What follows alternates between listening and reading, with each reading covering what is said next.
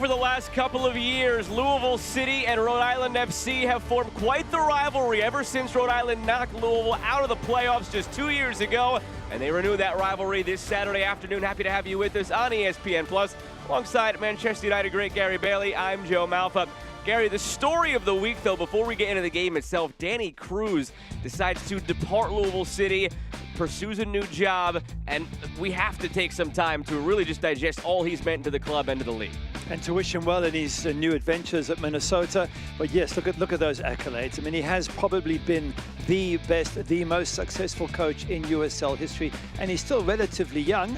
And now all that pressure goes on to Simon Bird's shoulders. So good luck to Simon. Well, Simon Bird's era starts today as the interim coach, but when you're an interim coach, you look to the veterans of the team to help keep things stable. As we look at tonight's player profile presented by Commonwealth Credit Union, that veteran leader is still Sean Tosh. Look at that, 300 appearances over 10 years. He's one of the last of the old guard. There's no Brian Ownby and Niall McCabe, Cam Lancaster, they've all gone. But Sean Tosh is still there, and he can be a great leader in the locker room for the boys in purple. Well, Sean Tosh will be tasked today with defending J.J. Williams, who is all by his lonesome now up top for Rhode Island after having Albert Dequa in previous years. He is now the guy for Rhode Island. He's got good support now from Leo Afonso, as an excellent player, the 24-year-old. But if you look at him and what he can do, J.J. Williams, 19 goals in 56 appearances for Rhode Island. He can find the back of the net. He's physically strong. He can get on the end of crosses. So if he gets good service, and he's got some good players in his team, then he can really score plenty of goals this season. Well, these two teams, well, their histories are intertwined. Not just that playoff meeting a couple of years ago. Louisville City hasn't lost at home in the regular season since 2024, June 22nd. Who was that against? Rhode Island. It's Louisville and Rhode Island once again coming your way on ESPN Plus.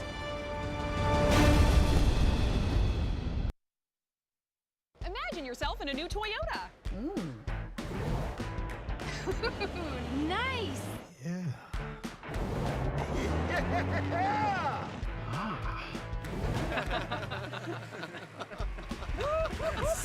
Get a new 26 Corolla or Camry with 4.99 APR financing. Or lease a Corolla for $199 a month. Or this Camry for $269 a month. Go from dreaming it to driving it today. Toyota, let's go places. When the Thompsons first bought their house, all they saw was their dream home.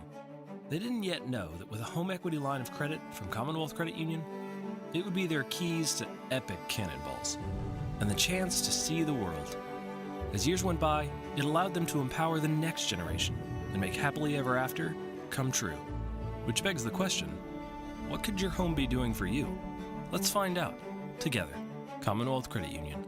Here, we see you differently. Decisions are made every day affecting our economy, tourism, and how we get around. See this building behind me at 4th Street and Liberty? That's going to be a brand new JW Marriott. At WDRB, we're sure to follow everything that happens in Kentucky and southern Indiana. Farmers from all over the world, Australia, China, Sweden, Switzerland. We have fans from all 50 states and 50 countries. So whether it be a big hotel announcement or a large event that affects a smaller business, WDRB has you covered. Eric is so knowledgeable. He will whip up stats that I didn't even know existed. He is one of the best storytellers I've ever encountered. Haley just brought this tremendous energy. She's a go-getter. If she has to jump into the middle of a crowd, she'll jump into the middle of the crowd, and we've seen that. It's kind of fun to watch. His opinion is one that is extremely respected and desired from a sports standpoint in this community. You know, at this point, I've covered thousands of games in my career. It's something I've always enjoyed from the very start. I'm Haley Shongart. I'm Eric Crawford. WDRB Sports. Players making their way out onto the field. Beautiful day at Lynn Family Stadium in Louisville, Kentucky. We are ready to meet the starting lineups, brought to you by Ford Building Together. And we begin with the home side for Louisville City. 3 changes from the side that won last week.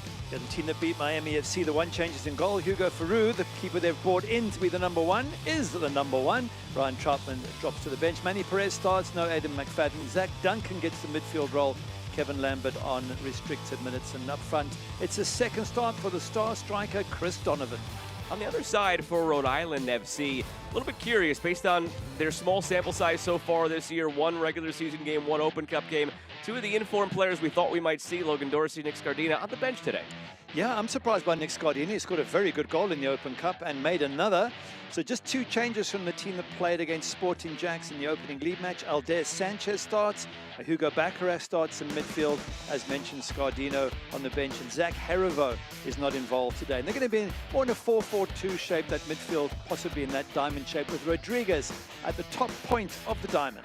Very excited they are about Agustin Pity Rodriguez, the 21-year-old from Argentina, on loan from Lanús. What could he do? Rodriguez in supplying J.J. Williams up top. J.J. Williams last year and the year prior with Albert Dikwa, those two so similar in nature, never formed the bond that Rhode Island was hoping for. This year's construction with Agustin Rodriguez underneath and Alfonso alongside, much more conducive to success. At least that's what the hope is coming in. Louisville right to left in the purple, Rhode Island left to right in the white.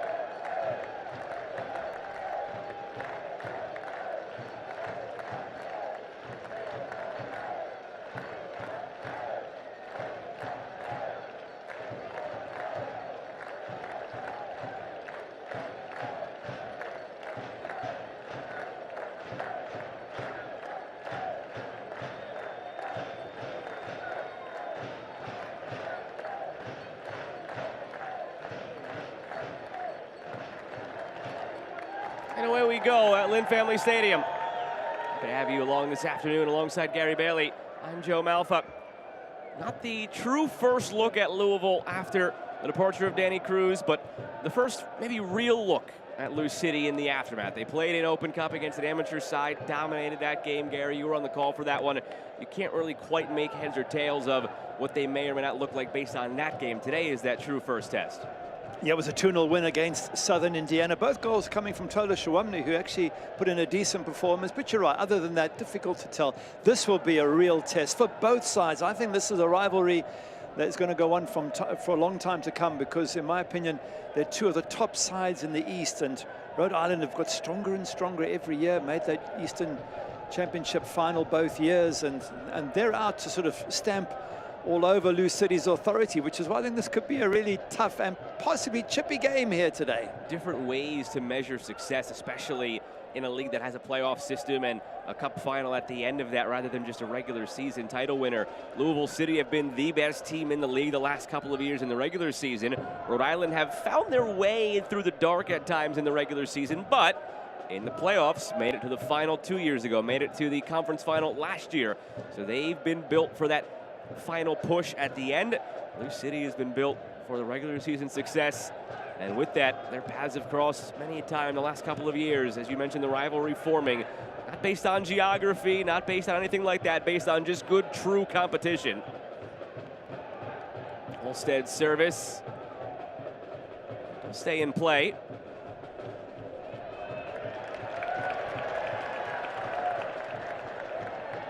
Out ahead looking for Chris Donovan. Coque Vegas, one of the more adventurous keepers around the league. Have to expect that from him a lot today, just being alert to anything long Chris Donovan's way. Well, you were mentioning about the league season, and Rhode Island have struggled a little bit, and I'm sure Connor Smith would like his team to be a lot more competitive at the top of the table. In 2024, they finished 5th, but they were 25 points behind Lou City, and last year they finished 7th, and they were 35 points behind. So as a coach, yes, you can get to conference finals, even championship finals, but your pride also wants you to be fighting for the Players' Shield, and they haven't done that last 2 seasons. And I'm sure Connor Smith, with the squad that he has, is desperate to be challenging the boys in purple at the end of the season for the Eastern Championship. I think on paper this is the best Rhode Island has looked coming into a season now in year 3 of existence. I think you're right there. They've got a lot more strength and depth. And some of the players they've brought in, Agustin Rodriguez, you mentioned him up front, comes from Lanús, which is a very, very good Argentinian team. And at 21 years of age, such an exciting number 10 player. Leo Afonso, the Brazilian, who's at the time at Inter Miami. These are all quality additions to what was, in fairness, a very quality lineup already. Agustin Pity Rodriguez will turn 22 in May. He's capped 6 times at the U20 level for Argentina as well. And what they've done, Rhode Island, similar to Lou City, is they've managed to hold on to the majority of their good players. And that's been the bedrock for me of Lou City's success. Same players, they know what they want year after year. And behind, Nick Morris is offside. Commonwealth Credit Union. To learn more about how we could help you meet your financial goals, visit WeSeeYouDifferently.com. Jake Morris saw that differently. He felt he was onside. Assistant referee on that far sideline, Alex Adkins, popped the flag.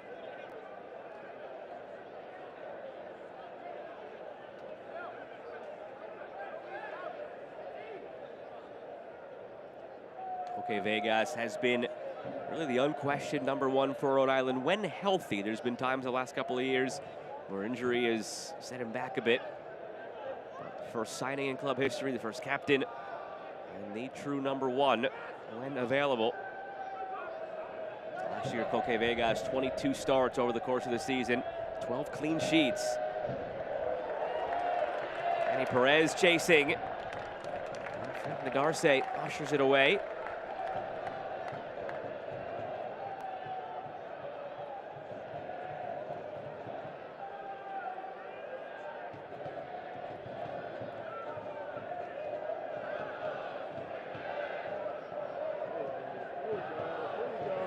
Davila find his way through.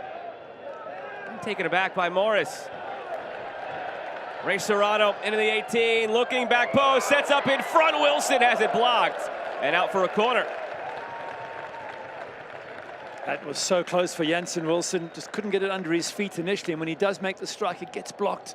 It's only about 6 or 7 yards out. So if he could have got it around the defender, chances are that was going to hit the back of the net. But good block there from Frank Nagarse. First Wi-Fi corner kick of the day for Lou City. They go short. Something off the training ground to the end line, and they will get to do it again. Soccer season is here, and SeatGeek is the official ticketing partner of Lou City. Get all of your Lou City tickets and more from the #1 ticketing site, SeatGeek, your ticket to great seats. A second Wi-Fi corner kick for the boys in purple.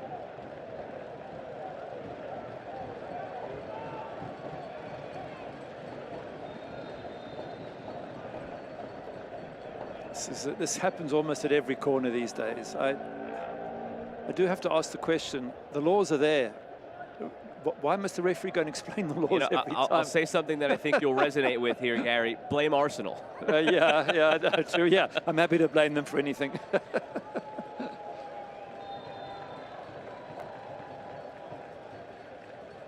Direct this time from the corner. Vegas punches clear.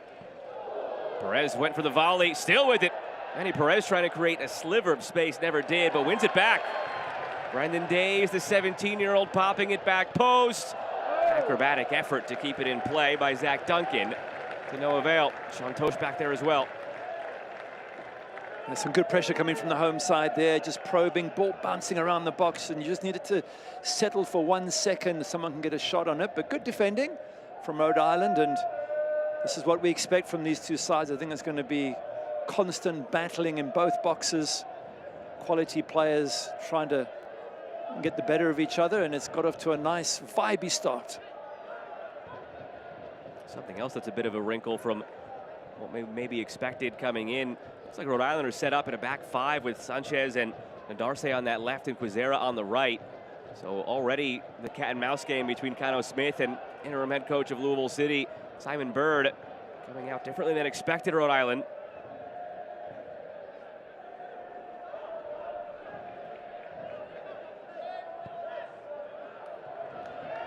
Serrano, will he get there? No. Simon Bird has been in this Louisville organization Going back 6 years, no stranger to everything this club is about. He's been on the bench as an assistant for Danny Cruz in recent years. He started off in the academy and then ultimately worked his way to now what is the head job, Simon Bird. We asked him directly how differently things might look right now for Lou City under his guidance versus what it looked like under Danny Cruz. Similar to how last year Pittsburgh Riverhounds had the same principles after Rob Vincent took over, but with maybe a couple of different tweaks as he saw the game a little bit differently in his own eyes. And he was honest, Simon Bird, the only major difference that he could point to between himself and Danny Cruz is just the way they value possession. Danny Cruz was okay without it. Lou City last year pretty much lived in the 40% possession range. Simon Bird was always more of an advocate to having the ball more, and maybe that is something we see in stages as he goes through as the interim head coach. Will they possess more? Time will tell. He did mention something else about Danny's quite more risk averse than he is. I think he's going to, as you say, try and get on the front foot. Just like this, Davila. Was it deflected? It was. Third Wi-Fi corner kick for Lou City in the opening 10 minutes. Good pressure from the home side. I mean, they've got so much talent coming at you from every which angle, and so many players who can cause you problems. And now even at set pieces, Kyle Adams goes up, and Short Tosh, of course, and young Brandon Days, all big units in that box. Davila whips it in, looking near post. J.J. Williams, the initial header away. Serrano. He felt he was fouled, so did the crowd. Jeremy Shear saw it differently.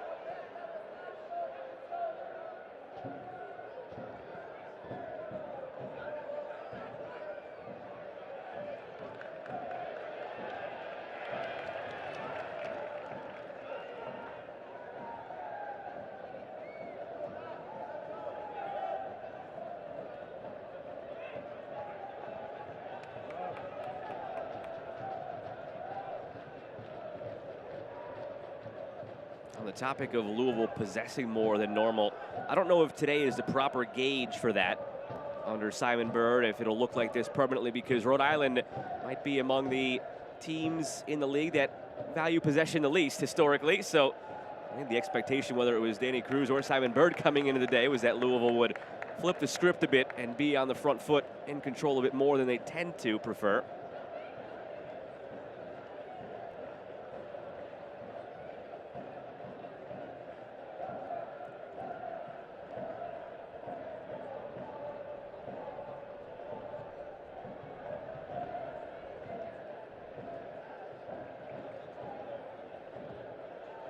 Over the top from Duncan. Looking, Jensen Wilson, Chris Donovan, all lurking.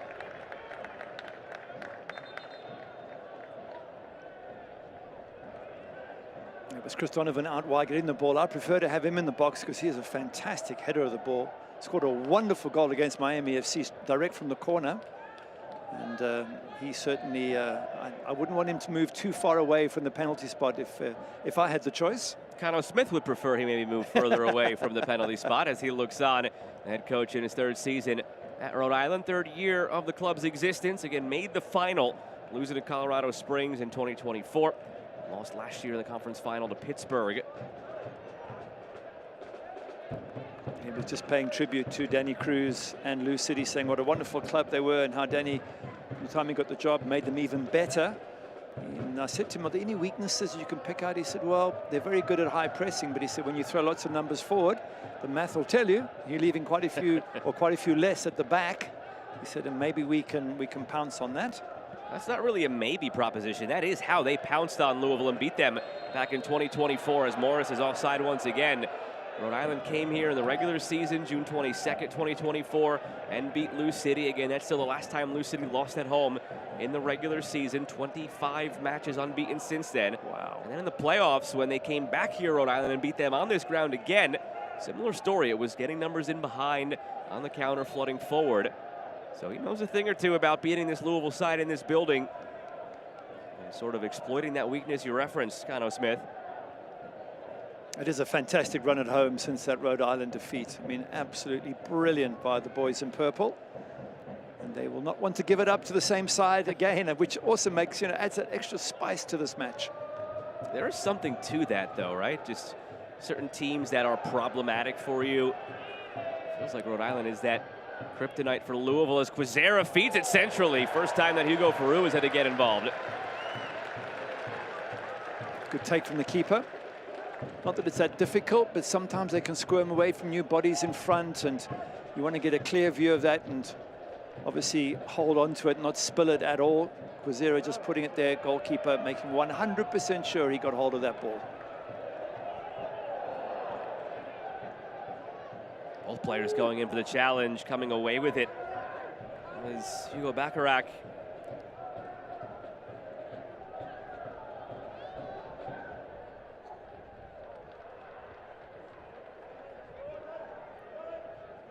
Suppose to that point for Rhode Island wanting to get numbers ahead, maybe that's the reason for the shift in the formation here today with Sanchez as the left wing back and Quizera as the right wing back. Pushing those two higher with the back three gives them the dangerous pieces on either flank to get in behind, to exploit Louisville. It's the one wrinkle so far from Rhode Island today. There's been a few interesting choices. One of them, Hugo Bacharach, being in midfield. I mean, he's 6'3". It's a massive unit to have in the middle of the pitch. We'll see how that works out.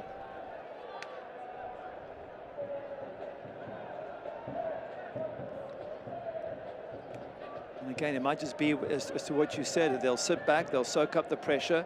Bacharach will help them soak it up, and then they'll just look for the breakaways with J.J. Williams and Leo Afonso. When they move forward, Bacharach drops onto that back line. You've got four center backs, essentially. Donovan trying to slip it through. Davila on his left foot. Davila saved by Vegas. Not the person you want to see lining it up on that left foot in space if you're Rhode Island. And Davila almost made them pay. It's a great strike from Taylor Davila. He gets so much power behind that, gets direction as well. He's got such a sweet left foot, and that ball absolutely flew. Look at it from behind there. It's moving in the air as well, and Koke Vegas does really well to palm that away from danger. Another Wi-Fi corner kick for Louisville City. Direct from Davila. Vegas through traffic. One of these days, Davila is going to manage the Olympico. He gets far too close far too often. Vegas took a knock and stayed down, and immediately referee Jeremy Shear blew the whistle. I think he had to come over a few bodies, and that made it difficult for the keeper. He did well to get the punch, though, Koke Vegas. He was under all sorts of pressure. And that's what you want from a corner. You want to put the keeper under pressure. When it comes in at that pace, with that many bodies around you, it's sometimes very difficult to get a clean punch. Koke Vegas going back to his time in San Diego before he came over to Rhode Island in 2024. Just been a stalwart in goal in this league. Somebody who maybe gives you a little bit of heartburn as you watch just the way he plays the position versus the way you played the position back in the day. Very adventurous, very unorthodox, but very effective. And a good shot stopper, Koke Vegas. That he is. Very good shot stopper. I think we're looking at Will Mayer there, who would have to come on if Koke Vegas is not available to continue, but it looks like he's fine.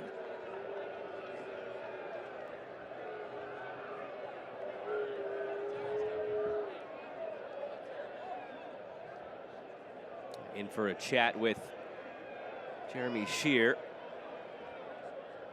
Or if he's pleading for a card at all. He was unhappy with the way he was crashed into in that corner. Yeah, it's hard for a referee to see what's going on. There's so many bodies. And then Rhode Island, Louisville City were complaining that they felt Koke Vegas had gone down too easily, that they should have played on. The truth is somewhere in the middle. Probably. Somewhere. Who'd want to be a referee?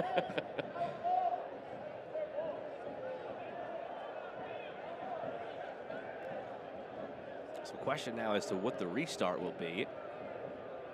All the way brought back by Jeremy Shear for a drop ball.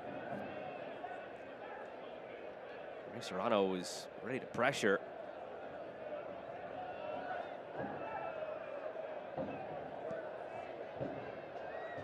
Ball Instead, looking for J.J. Williams, who's been a non-factor so far, J.J. Williams. All it takes is one, though.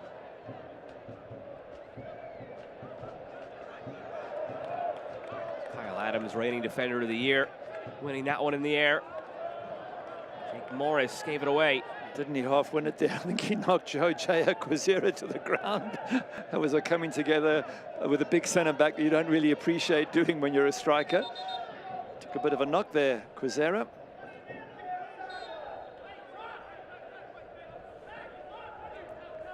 The USL Championship and League One are on CBS Sports and ESPN platforms all season long. Catch live matches and expert analysis every day on the CBS Sports Golazo Network and ESPN Plus at USLChampionship.com or USLLeague1.com for the complete TV listings. And Serrano squanders another service for Lou City. I can't keep it. Trying to. Good effort. Well, I'll tell you what, though, Gary. If he wanted one of those balls, he can go find one. You know where you can find one? Go on, Select's website.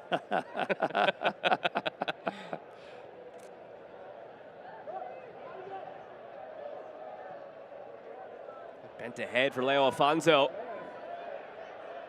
Afonso cutting in. Quezera settles. Jose Quezera! You won't see a better goal all weekend in the championship. Quezera makes it 1-0.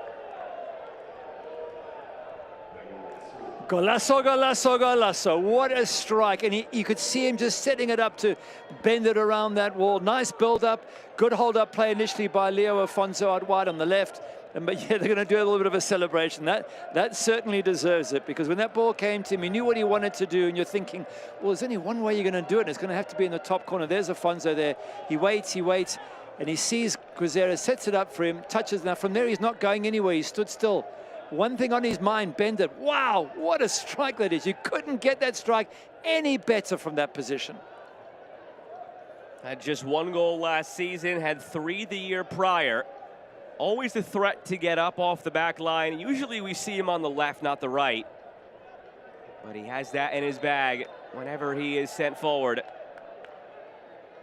And wouldn't you know, Rhode Island on the road in Louisville with a lead. Lou City trying to get it right back. Shout for a handball. It's Karifa Yao. Almost. Net disaster.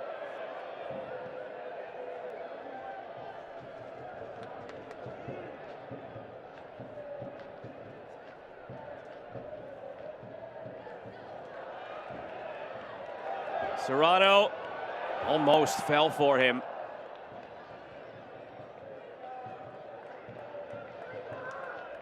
They might have the early lead, Rhode Island, but the pressure's been coming from the home side and expected to continue coming. So I think there's a lot to be played here, and boys in purple fans needn't worry too much at this stage, but it is a shot across the bows, isn't it? It is Rhode Island saying we can defend and hold you, and then when we break away, we can score against you, which is pretty much how it went, as you said, in 2024 when they beat them twice.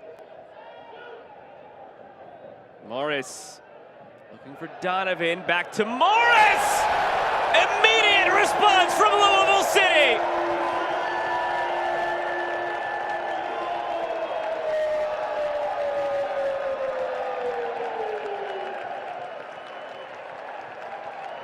Wow, what a strike. Hit that so cleanly, so beautifully, but they had to work really hard for that, Lou City. It was a fantastic tackle in the middle of the box to win that ball and set it up there for Jake Morris. I think it's from Ray Serrano plays it, and the ball comes back in, and it's Chris Donovan there who makes that tackle. Got to give him credit there. I'd actually give him an assist on that, because he wins that ball and it just rolls loose, and Jake Morris says thank you very much. But then, wow, does he strike that fantastically from there. Well done, Jake Morris. That goal brought to you by Fireball Whiskey. Appropriate, because that looked like a fireball entering the net. Surprised the net is still standing behind Coque Vegas.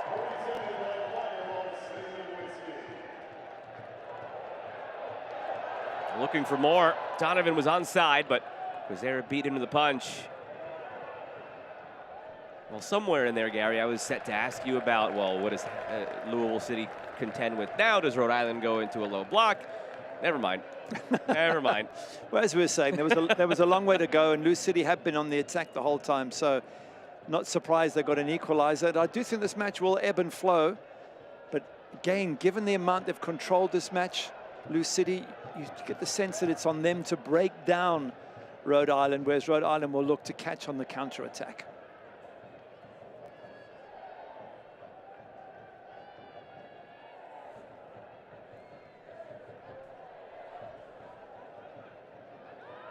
This portion of today's match is presented by Toyota and the Kentuckiana Toyota dealers.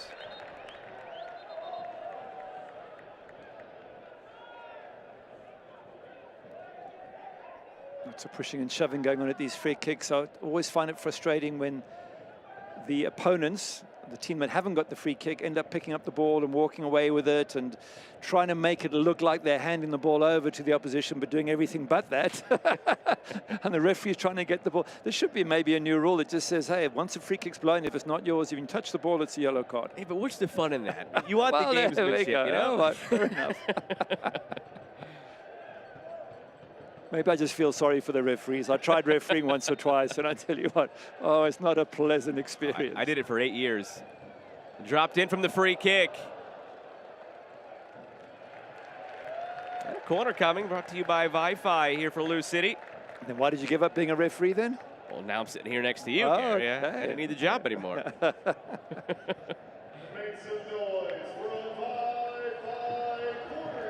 Again, this is where referees have to have eyes in the back of their head because they're pushing and pulling and holding and blocking and all the stuff that goes on. As you mentioned, perfected by the Arsenal in recent times. Davila. Serrano just recycles all the way back to Faroux. If you would have told somebody, I think 3 years ago when he was at Loudoun, that he would now be the #1 keeper for Lou City and regarded as one of the best goalkeepers in the league, I think they might have laughed in your face. He's had a tremendous ascent in all facets of his game, Hugo Faroux. Had good chats last year with Ryan Martin at Loudoun at the time still about Faroux's ascent. Just so much hard work he'd put in to get to where he is. He'll be 29 in August. Yeah, a very, very good season last season, and he's got to that age where goalkeepers do mature to their best. So much of it is a mental game as well for goalkeepers. At a time back then for a Loudoun team that was bottom of the barrel in the Eastern Conference, he was under such heavy fire. Mistakes were happening on that back line left and right. You could only wonder what that did to Hugo Faroux's psyche. And then as Loudoun got better, so too did Hugo Faroux. And now to a point where, again, you run down the list of goalkeepers around the league and you're not picking very many before you pick Faroux. That's why he was signed up by Lou City. They see him as the perfect replacement for Damien Lass, who was a wonderful keeper for them. By the way, Brandon Day is there a moment or two ago, just 17 years of age, just shouldering off the opposition to great applause from the fans of Lou City. But what a wonderful talent this Brandon Day is looking and turning out to be. It's his fourth start in a row for the first team. And again, it's just 17. In fact, we did the match, I think, last year at Eintracht Frankfurt. Yes. And he was 16 then, marking these top German professionals and not missing a beat in the process. The most impressive thing that day, and we chatted with Simon Bird about it this week, because that was one of the weeks we had a chance to chat with Simon Bird last season when he stepped in 4-hour chats instead of Danny Cruz, with plenty going on that week around the club, hosting a German side. In any event, one of the things that stuck out the most that week for Simon Bird and to us on the broadcast, Brendan Days had a poor giveaway 5 minutes into that game that almost led to an Eintracht Frankfurt goal. Most 16-year-olds might have let that affect them, confidence shaken, and then he stepped in and had a fantastic match after that as if it had never happened. That's the temperament that's so needed at the highest levels in soccer, and he certainly looks like he has it. And he steps in to win it here on cue.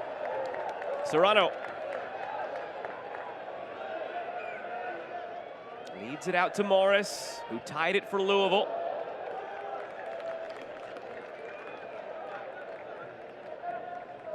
Injuries last year cost Jake Morris much of the season, and even when he got healthy then, because he was so far behind the curve, just couldn't quite crack it in the starting 11, at least not on a regular basis. But a player who Louisville was able to just put in Penn in the starting 11 every week in 2024. Centered for Donovan, out for a throw. In that 2024 season, Morris had 5 goals and 7 assists coming up off that back line. So just because he didn't have any of those last year doesn't mean it's something to forget about. And he reminded everybody when he tied it a short while ago.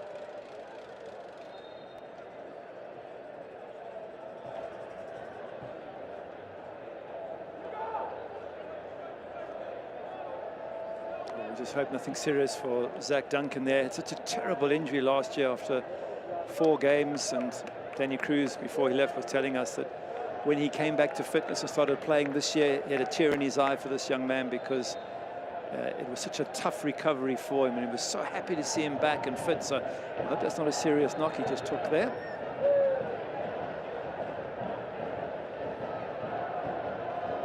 Referee looking up at the giant Hugo Bacharach and trying to give him a lecture. Looks like me trying to chat with you in the hallway. 30 minutes come and gone. All level at 1 at Lynn Family Stadium. Jake Morris's hands are still in the air. He wanted that long throw sent in top of the box. Comes out his way, puts in a very dangerous challenge. Card is yellow. Immediately, the alert went up just because of the nature of it. Coming in, 2-legged scissor motion. Let's see what sort of contact he actually did make. It's the lunge, isn't it? The lunge with the right foot, with the left foot following through very quickly on Afonso there. And again, as a defender on a yellow this early in a match, it's just not necessarily a wise decision unless he felt that they had a chance of a breakaway, in which case it's a professional foul, and then you take the yellow card. Yellow presented by Alpha Energy Solutions.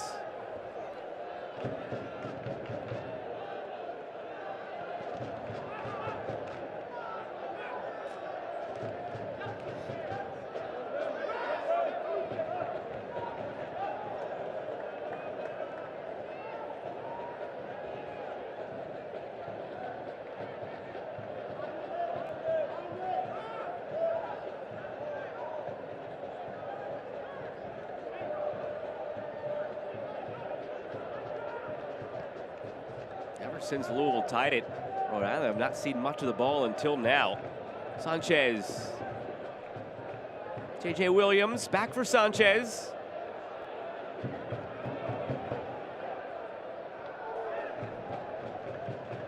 Holstead.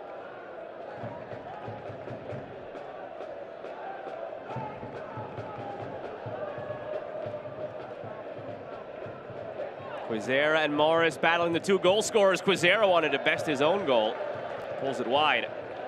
That's a long way out by Quizera. That's 30 yards. It has to be an incredible strike to beat the goalkeeper from there, but he must be gutted. When you score a golazo, you want that to be the only goal of the match, because everyone's going to talk about it all day long. But once other goals are scored, it gets sort of lumped in with everything, and then it loses its star value. So I can understand him trying to score again there.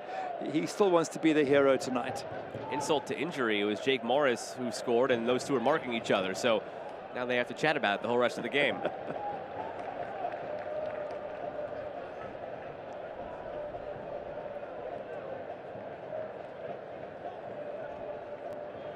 Elsewhere, Loudoun is hosting Miami. That one is scoreless at the half.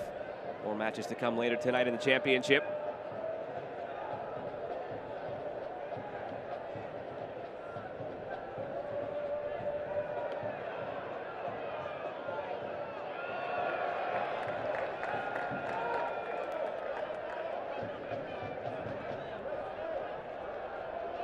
Adams. Davila. Back inside. Davila leaves his defender behind. Serrano. Too strong as he was looking for Davila. Duncan.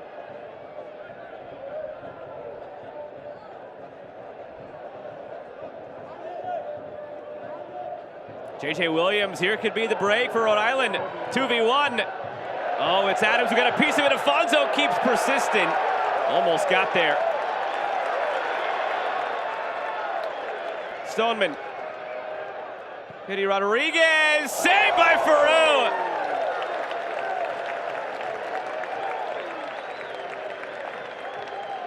It's another fantastic striker, this time from Rodriguez. We're being treated here to some wonderful efforts from outside the box here, and Farouk, good stretch, just make sure he gets that over the crossbar. Excellent save from the new Lou City #1.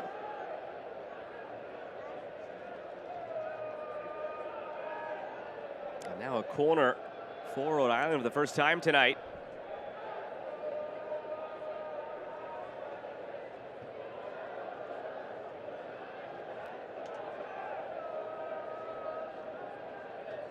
Dangerous moment prior when Williams and Afonso were leading the break. Fortunate that Kyle Adams got a slight deflection on it. Now the corner from Rodriguez. A lot of traffic in front. It hit the post. It caromed off of a Louisville player. Looked to be Jansen Wilson. Hit the post, and now Farouk can settle things down. I think Farouk very annoyed because he went down and he said he got blocked. As he comes out here, he bumps into J.J. Williams. And I don't know if that's a foul or not, but the goalkeeper felt it was, got up with his arms out, appealing to the referee. Referee never gave it. Gary, I know you tend to cover the defensive goalkeepers, but that is not a foul. He tried to run through. J.J. Williams was tracking the ball, standing his ground. That was a good no call from the referee. Yeah, I agree with you. And then afterwards, it hits the body of Khalifa Yao and nearly goes in at that far post. But again, it's Rhode Island soaking up the pressure, then breaking away with for the fantastic effort there. Leo Afonso causing all sorts of trouble on the edge of the box, and then that strike from Rodriguez. So they almost have the measure of Lou City. They're comfortable soaking up the pressure, just waiting for that chance to counterattack. Leo Afonso is going to be a problem for back lines in this league. I think very quickly USL Championship fans will learn the talent that Afonso possesses. Spent the last couple of years, Inter Miami, Atlanta United, mostly riding the bench in MLS. When he was sent down to MLS Next Pro, 3rd Division on the pyramid of U.S. soccer, he was dominant. 8 goals in 11 games, was way too good for that level, but not quite able to crack the 11 at a powerhouse like Inter Miami. And then in Atlanta, they had so much turmoil last year, coaching changes, never found the rhythm. He will be a force, Afonso, with Rhode Island this season. So long as he stays healthy. Health was an issue for him in his college days at Virginia. Foul goes against Louisville City. You can watch the USL Championship in Spanish on 2DN, the nation's leading Spanish language sports network. Lexington SC take on newcomer Brooklyn FC on Wednesday, March 25th. That's at 7 p.m. Eastern. And Detroit City FC face the Charleston Battery March 28th. That's at 4 p.m. Eastern. Go to USLChampionship.com for the complete USL TV listings. The referee has shown an Alpha Energy yellow card to Rhode Island's #8, Leo Afonso picked up a yellow card presented by Alpha Energy Solutions.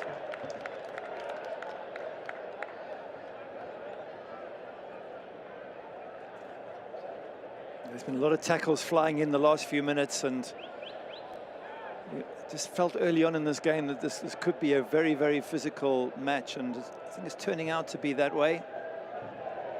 Goalkeepers getting hit in the air for one reason or another. Sometimes referees give it, sometimes they don't. Players sliding in. Some late tackles and bad ones, such as Jake Morris's one earlier, so there certainly has been a little bit of an edge to this match so far.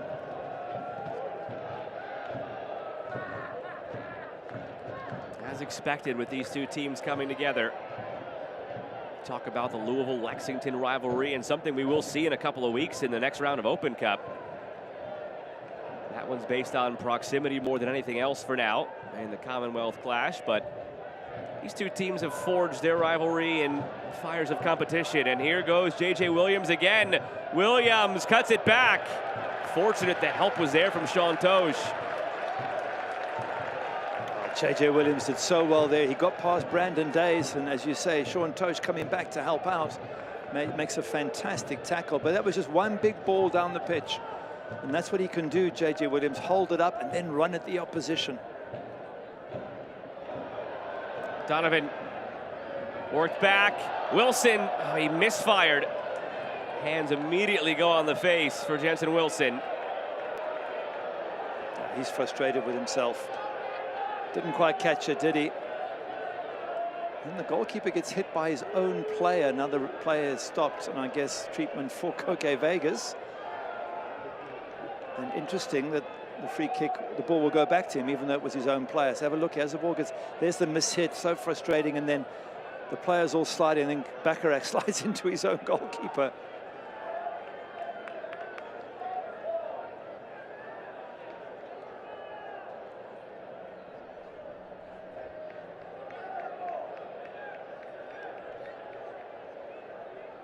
So over 5 minutes plus stoppage remaining in this first half, all tied at 1. Jojea Quizera in the 21st minute for Rhode Island. I'll put my stamp on it. I don't think there's going to be another goal that beats that for goal of the week the rest of the week, even though this is only match number 2 of the weekend in the championship. But 2 minutes later, Jake Morris tied it for Lou City.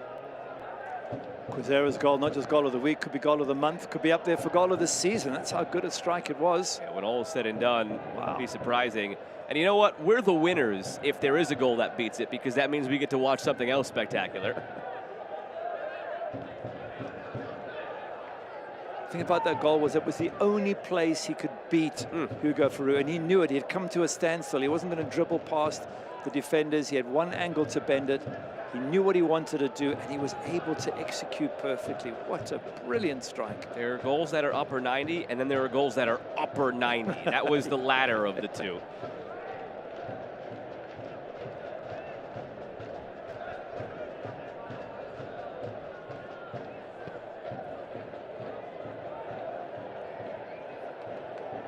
Perez, fouls Aldair Sanchez. Select is proud to be the official match ball supplier of the USL Championship. From the grassroots to the pros, Select is there every step of the way. Visit us.select-sport.com for the latest Select product specials and more. Select, the player's choice, and perhaps the fan's choice from behind the goal earlier when he tried to steal one.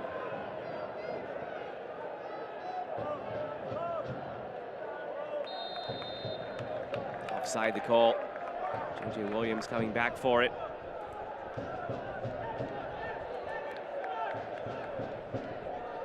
As long as you have him up front, you've got an outlet for pressure. You've got a player who can turn a long ball into a really exciting attack, and someone who can score goals and dribble defenders. You've got everything up front with J.J. Williams. And now that, as we spoke about, they have a player as good as Leo Afonso and also Augustin Rodriguez playing sort of just behind him to feed him. He should get some really good service this season. I think we'll see the best of J.J. Williams now, 28 years of age, so really at his peak as a striker. The service from around him, plus staying healthy, if those two boxes are ticked, it could be a massive season for J.J. Williams. In 2022 and 2023, back-to-back years with 12 goals. The last 2 years for Rhode Island, only 6 goals each season, but injuries played a big factor. He missed all of March and April in 2024. And last year, he was limited to just 18 games due to injury. So still managing 6 goals in that span each of the last 2 years. The fully healthy J.J. Williams, the pieces now around him, I don't think it's far-fetched that he takes down 12 as he did in 2022 and 2023. In toward Donovan. Vega seemed a bit unsure, as if he wanted to come off his line initially, retreated instead. Amounts to nothing in the end for Louisville. It's a good effort from Chris Donovan, because he has to stretch to get on the end of this, and he gets a really good volley in, beats the defender to the ball, and he just can't keep it down. But it's that instinct that he has around the box that I think makes him such a good player, with his feet or with his head. And if you go back to the goal, it was he who made the tackle that set up Jake Morris, that wonderful strike for the equalizing goal. Similar conversation to be had about Chris Donovan as we did earlier with Leo Afonso. He was too good for the MLS Next Pro level when he was in Philadelphia's system. He couldn't quite crack it behind the likes of Ty Baribo and other strikers for Philadelphia with the first team. A full season now in the USL Championship for the first time in his career. He's somebody that, again, it wouldn't even be the least bit surprising if you look up at the end of the season and he has between 12 and 15 goals for this Louisville side.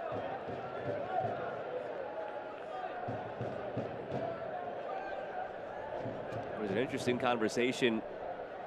At least I thought it was interesting. I'll leave you to decide. But Devin Kerr and I had during Open Cup this week. as to why there might have been so few cup sets versus what we've seen in the past. And one of the answers that we landed on was just the talent has risen so much in this league and in USL League One and in MLS. There's just been such an influx of talent to soccer in the United States that the gap is so much wider now than it used to be between the second and third division sides and the amateur sides, which is why we didn't see any USL Championship teams falter against amateur sides this round. And the likes of Leo Alfonso with Rhode Island, Chris Donovan with Louisville, you go around the whole league, so many of those players who now are in this league where maybe 10 to 15 years ago might have been in MLS or elsewhere, now are here. The talent pool is just so much bigger in this league. It shows up in moments like that with players like Donovan and Alfonso. And because you have better players, you have better coaches, you have better training, you're fitter, you're stronger, the levels are higher. And so to your point, as the levels keep raising in the USL, USL One, it just makes the gap between them and the amateurs so much bigger.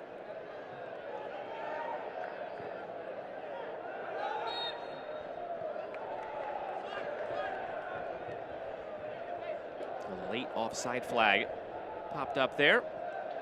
That takes us into stoppage time now in this first half. 4 minutes tacked on. Stoppage time presented by the Louisville Muhammad Ali International Airport. 4 minutes in this first half.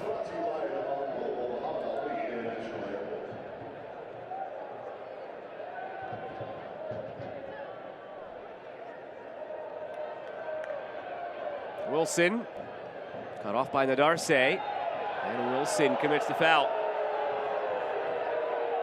Nadarse goes down fairly easily, but again, your job there when you've got a defender going back to his goal is not to give him the option to go down. Keep your hands off him, don't bump him, he's going in the wrong direction. He's the one who's under pressure to do something. You let him out of jail a little bit too easily by putting your hands on a player. The crowd have a certain little chant there that's reflective of their views on the referee, but I think the referee's done a decent job. It's just the hometown being a little bit partisan, the hometown fans.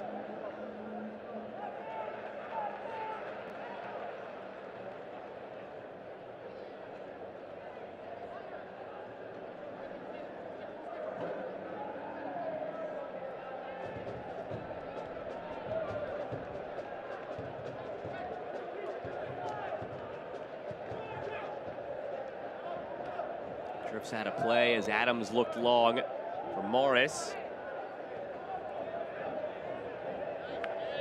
It's been controlled by Lou City. 66% of the possession's gone their way. 7 shots to 3. Both sides with the same 2 shots on target. And if you're chalking up truly dangerous opportunities, both sides are probably even as well.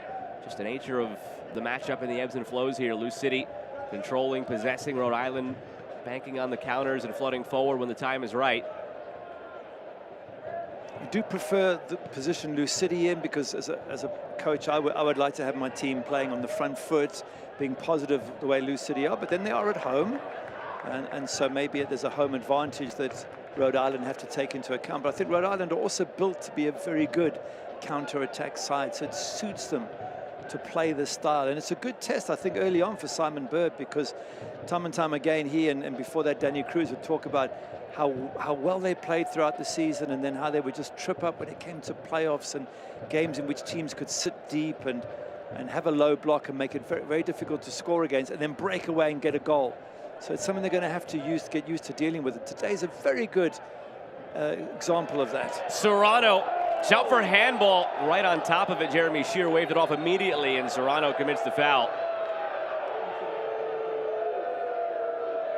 I think Quazera complaining that he was on the breakaway there, and it should be a yellow card for stopping a goal-scoring opportunity. Once again, the referee having a lot of discussions. There's the shot. The hand is quite close to the body, even though you can see it flick away. It's not out at an angle for me, so no, I don't get that to be a penalty. Well, a couple of times the referees come into question today. You and I agree with each other, and we agree with him. Something's off there. Usually there's a break in the agreements. Either it's us with the referee or us with each other, but not yet today. Well, we're both past our referee's course, so hopefully we know the basics, but I wouldn't go much further than that. I don't have the mental fortitude to be a referee and to put up with the constant abuse that they get. I actually have to admire them and think they do a great job under the circumstances. Why, you didn't think the chant was very nice a few minutes ago? Free kick on the way for Rhode Island. Could be one of the final plays of this first half. 4 minutes of stoppage have come and gone.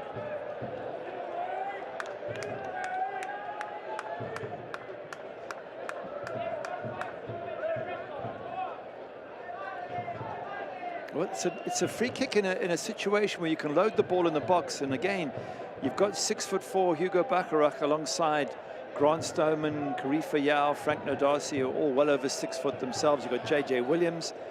It's a decent service here from Augustine Rodriguez, and maybe they might get something before halftime here, Rhode Island. Is it Rodriguez or is it Quizera with an in-swinger? Those two are looking over to the bench and asking that same question right now. Rodriguez wins out. Outswinger from the number 10. And the whistle brings half number 1 to an end, all tied at 1-2. Exquisite goals. Quizera's might go down as the goal of the week or month, and then Morris, the immediate response. I think you've summed it up. There's a fantastic goal there by Quizera, and then Morris firing back. It's been a fairly even game, two different styles, one counter-attack, defending deep with 3 at the back, and for Louisville City trying to get on the front foot, trying to break them down. But I think we're in for a treat second half. There's plenty more action and excitement still to come. Rhode Island motivated by the fact that they've come here and won before. That was 637 days ago. Still the last time Louisville City has lost at home in the regular season. 25 games running. Could be in peril here. 1-1 through 45 minutes between Lou City and Rhode Island.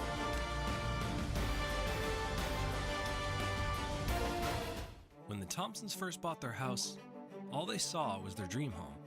They didn't yet know that with a home equity line of credit from Commonwealth Credit Union, it would be their keys to epic cannonballs and the chance to see the world. As years went by, it allowed them to empower the next generation and make happily ever after come true. Which begs the question, what could your home be doing for you? Let's find out together. Commonwealth Credit Union. Here, we see you differently. We all have bad days. Mom, the bus just left. Little challenges can stack up fast. Guys, come on. When the dominoes start to fall, we're here to help stop the chain before it starts.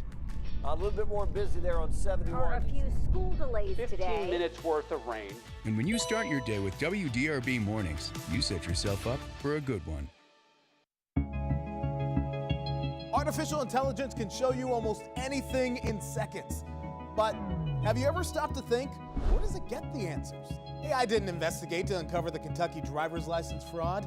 It's not the one demanding answers for delays getting mail to your front door. And it doesn't know our community like we do. AI is a tool, not a witness. Before the algorithm learns it, WDRB News has already reported it. Start with WDRB News at 6. Imagine yourself in a new Toyota. Awesome. I like it. I love it.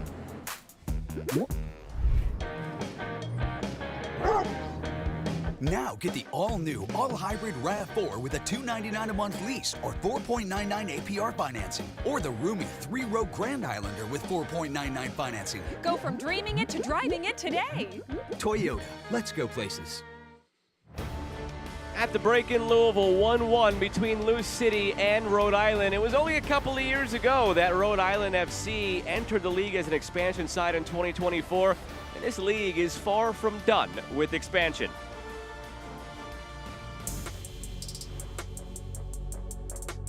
As we embark on another long journey to USL titles in the Championship and League One, contenders are now joined by even more contenders.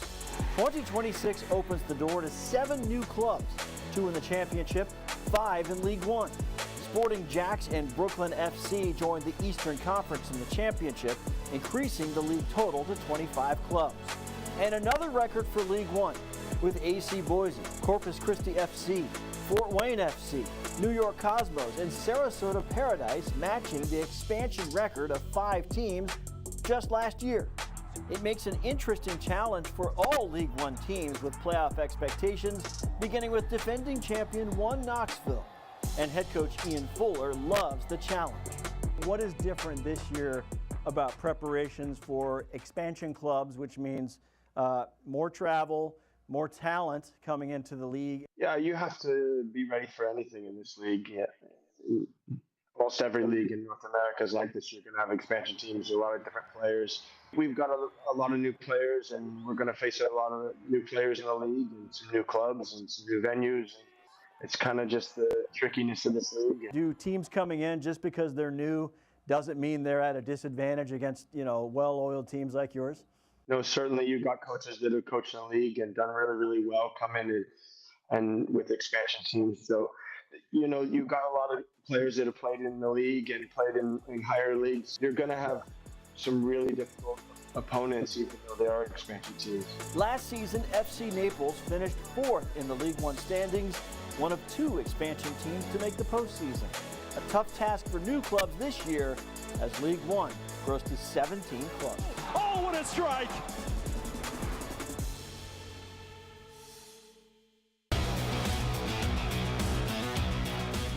This week on USL All Access, we'll cover the massive news of Louisville City head coach Danny Cruz stepping down to pursue other opportunities in professional soccer. Greenville Triumph head coach Dave Dixon joins us to talk their ascent back to the mountaintop. Can they find Open Club glory? What is this year's Open Cup made of? And who in the championship has impressed so far? Who do we need more out of?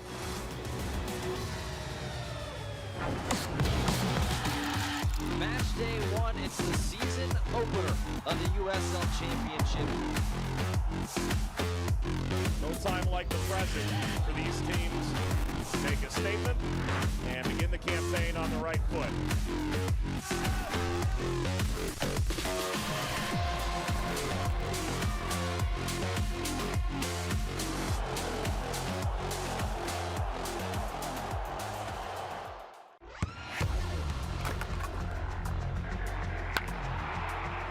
We all have goals. But let's be honest, most of us aren't going to be professional athletes. But if your goal is to finish your degree, we can help. Come to a university that puts your goals first. Bellevue University, your partner in finishing goals.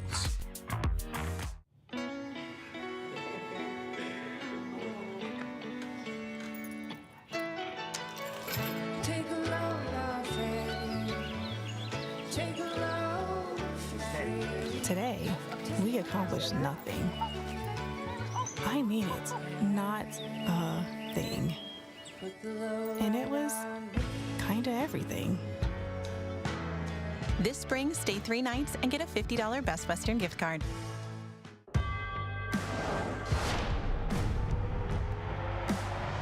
Prinks tires in the USL help soccer journeys everywhere to drive harder. From city playgrounds to suburban sidelines, from early mornings to late nights, from fun with friends to winner takes all, from the biggest fan to the biggest heart. And at every turn, Prinks tires will be there for the long haul. Imagine yourself in a new Toyota. Nice!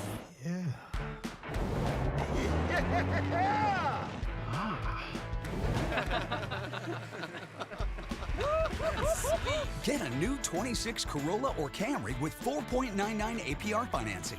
Or lease a Corolla for $199 a month. Or this Camry for $269 a month. Go from dreaming it to driving it today. Toyota, let's go places. It is halftime at the USL Championship. We hope you're enjoying your match so far. I'm Dan Lucas inside the USL studio with a look at some of the headlines for this week. A new era is underway at Louisville City following the exit of head coach Danny Cruz earlier in the week. Simon Bird was named interim head coach for the back-to-back Players' Shield winners. Bird worked with Cruz since joining Lou City staff in 2021. Monterey Bay has given its young roster core a veteran boost with the signing of midfielder Sebastian Lletget. 33 appearances for the U.S. men's national team during a successful pro career. Lletget subbed on during Monterrey's Week 2 match against El Paso Locomotive. Well, the season is still young, but the hot starts are standing out already. How about Rubio Rabin? 3 goals in 2 matches for El Paso. The Oakland Roots off to a 2-0 start under new head coach Ryan Martin. They had never done that in their previous 5 years since joining the championship. And goalkeepers Anthony Siaha of Hartford Athletic and Danny Vitiello of Sacramento Republic each kept clean sheets through the first 2 matches of the season. Spanish broadcasts are coming up soon on 2DN. Wednesday the 25th, Lexington SC hosts Brooklyn. Then Saturday the 28th, Detroit City hosts Charleston Battery. That's a look at the headlines for this week. Let's get you back to your match for the second half.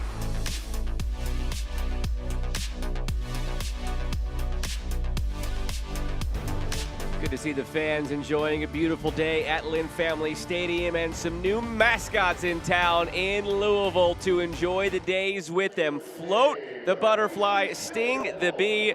They have been unveiled to the crowd. Had some other mascot friends in tow today for the big reveal. Buddy the Bat of the Louisville Bats, the minor league baseball team. Gary, this is all for your grandkids more so than it would be for you. But Float and Sting, welcome to Louisville. Take a look around USL Championship, the schedule for the rest of the night. I think Charleston and Birmingham will tell a lot about the hierarchy of the Eastern Conference as the day goes along. And just, whether Birmingham Legion have put together a decent squad for this year. They struggled last year. Down at the bottom there, Tulsa, they were fantastic last season and made the finals.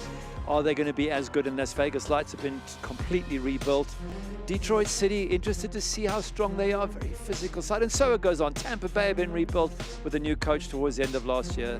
And Pittsburgh, the champions overall, have got a lot to prove against all these new jigged and re-rigged teams. Out west, the big one tonight, I think, is Oakland on the road against Phoenix. 2 matches, 2 wins for the now Ryan Martin-led Oakland Roots. They look a terrific side to begin the season.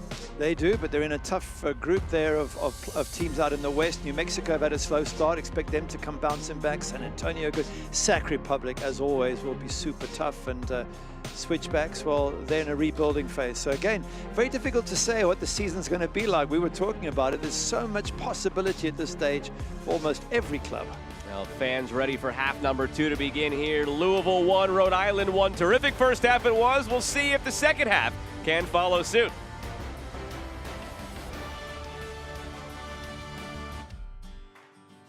Why choose between getting things done and doing things with the ones you love? With Kroger's same-day pickup and delivery, it's easy to shop the same great prices and quality you'd find in-store, so you can catch more family time. We'll bring your groceries right to you, satisfaction guaranteed, so you can spend time on what matters most. Kroger, fresh for everyone. Imagine yourself in a new Toyota. Nice. Yeah.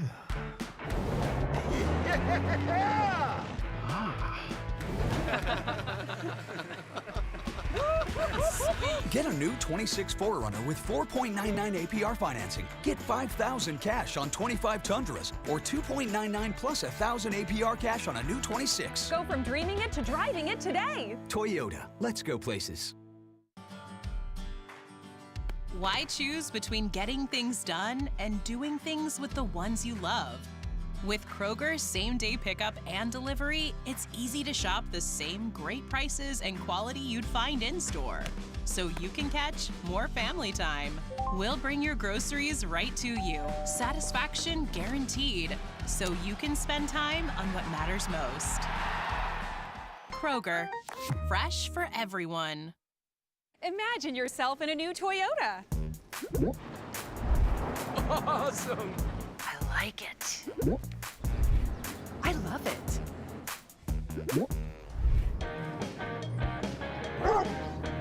Now get the all-new, all-hybrid RAV4 with a $299 a month lease or 4.99 APR financing. Or the roomy 3-row Grand Islander with 4.99 financing. Go from dreaming it to driving it today. Toyota, let's go places. Back in Louisville, set to begin half number 2, all tied up at 1. Blue City, Rhode Island scored their goals just 2 minutes apart as we take a look back at the highlights from that first half of action. So much of the action down at this left end where Lou City was attacking. They were on the front foot much of that first half.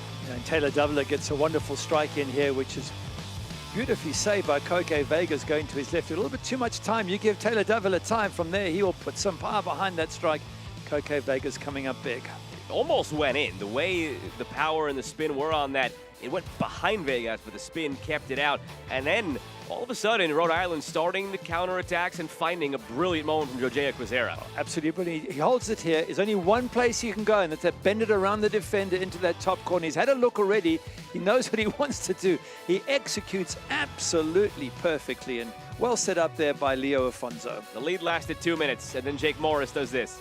He goes for the 1-2 now. Look at Chris Donovan here winning that ball, and it just pops up perfectly for Jake Morris, and he hits straight through the ball. It's like an arrow. Beautifully hit. Goalkeeper got no chance. Morris last year had injuries perturb much of the season. Before that, 12 goal contributions in 2024. Good to see him back in scoring for Lou City. Pity Rodriguez almost pulled one of his own for Rhode Island. The best save of the half for Hugo Farou. Showed why Lou City brought him in this year to be their new #1 after the departure of Damian Las. So an action-packed first half between these two sides. 8 shots to 3 in favor of Louisville. 2 shots on target apiece. Lou City dominated possession 66 to 34. What does half number 2 have in store? Louisville left to right in the purple, Rhode Island right to left in the white. Waiting for Jeremy Shear to send us on our way. And away we go in the second half.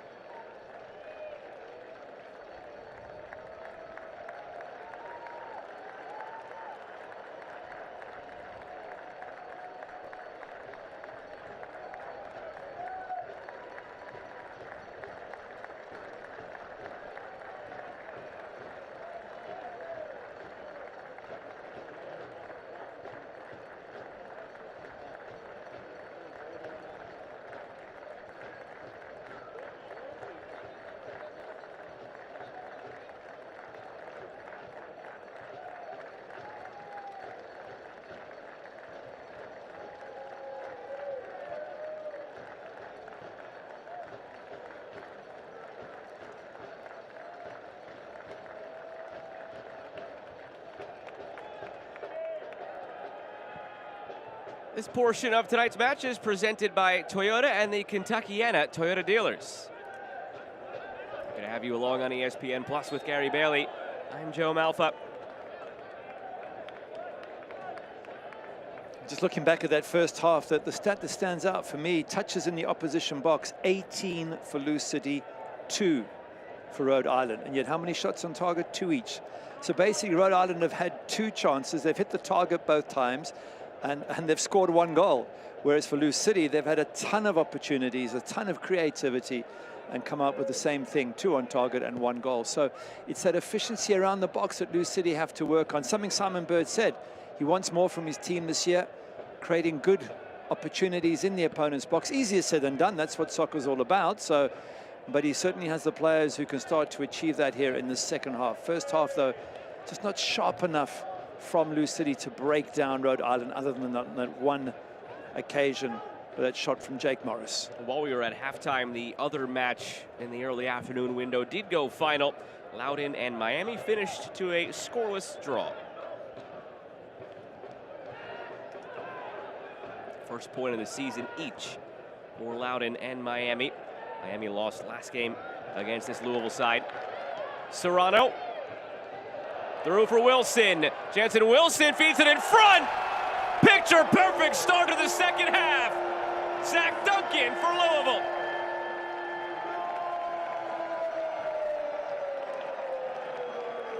We're just talking about being effective around the goal, and they'd produce this. Lou City, started by Ray Serrano. He was the one who put the little ball through. But just for the moment, let's enjoy it for Zach Duncan. Terrible injury last year after 4 games, out for the entire year. And obviously he must have questioned if he was going to play again. And that run down that right inside, Jensen Wilson pulls it back for Zach Duncan, who'd already run away from that area and cut inside looking for that pass.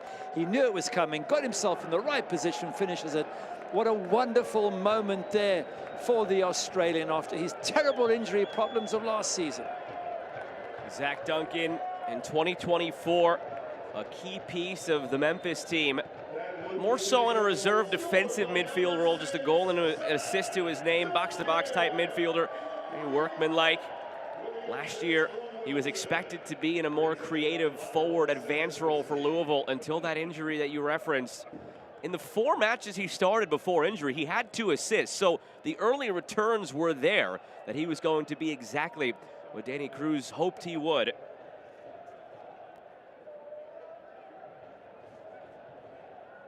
That goal brought to you by Fireball Whiskey. It gives Lou City a 2-1 lead. 2 unanswered goals after Jojea Quizera scored the opener back in the 21st minute. Wasting no time in this second half, the boys in purple. For the first time today, Rhode Island have to play from behind.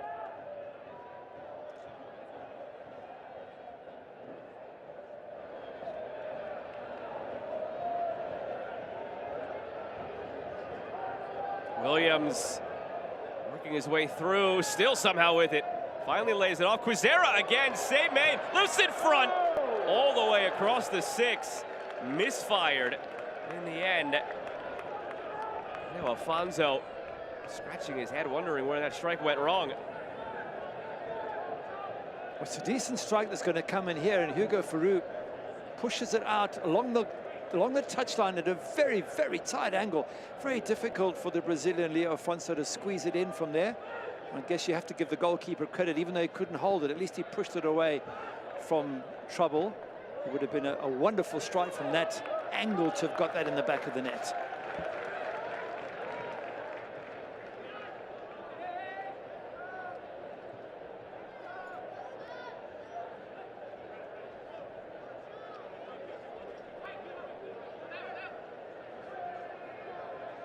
Donovan holds up the play. A lot of that back to goal type play for Donovan. That's how he helped create Louisville's first goal today. We haven't seen much else from him though, have we? He hasn't got on the end of many crosses, no headed efforts. Maybe he hasn't had the service that he wants, but such a quality player. If you give him service, he's going to get goals. JJ Williams. Brandon Days cuts him off. Once again, the 17-year-old showing a touch of class. I mean, not easy to mark JJ Williams, but he's got great pace as well, Brandon Days, over a couple of yards. And was able to get in front of JJ Williams quite comfortably there. You could tell Brandon Days just thinks the game very well, beside the physical attributes and the skill at his age. And if you are wondering why, for a 17-year-old, he thinks the game so well, son of a coach. That's why. Wow. It's part of the upbringing. His mother, Karen Ferguson Days, is the head coach of the University of Louisville's women's soccer team. So it has been ingrained from a very young age for him.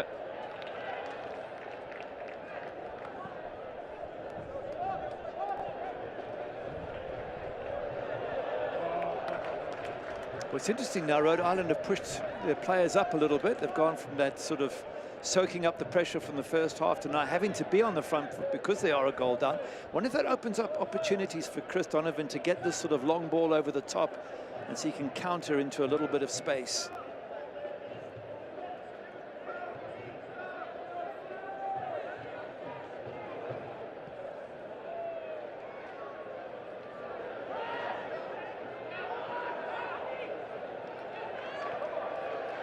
Worked through, Serrano won't get there. Ahead of Vegas.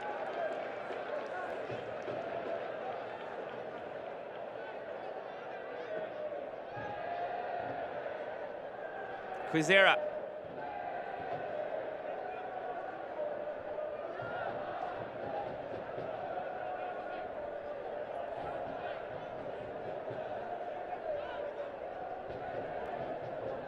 There's a couple of options on the bench for Rhode Island if they struggle to get back in this game.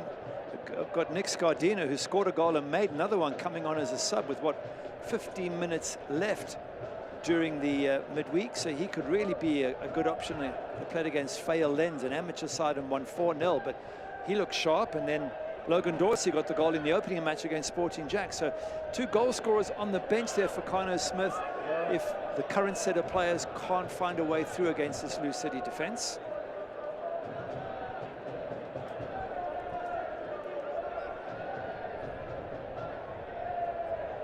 Quizera working right by Morris, who has to be careful on a yellow card. He got his hands involved there. That could have been a dangerous moment, leaving it to the referee. Davila. Too strong. Soccer season is here, and SeatGeek is the official ticketing partner of the USL. Get all your USL tickets and more from the #1 ticketing site, SeatGeek, your ticket to great seats.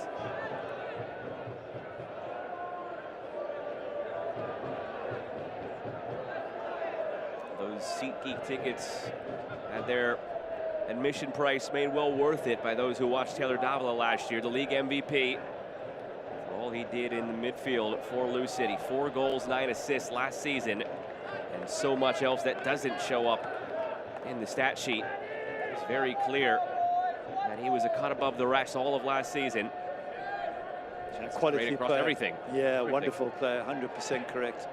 Brilliant. And Kyle Adams getting Defender of the Year, so, and quite rightly so. When you finish top of the league table, but not necessarily the playoffs, but when you win the Players' Shield, and the players who produce week in and week out, those are the quality players, and they have to be honored as such. I just wonder if they're going to be up there again this year. No reason why they shouldn't, but it's a long season ahead.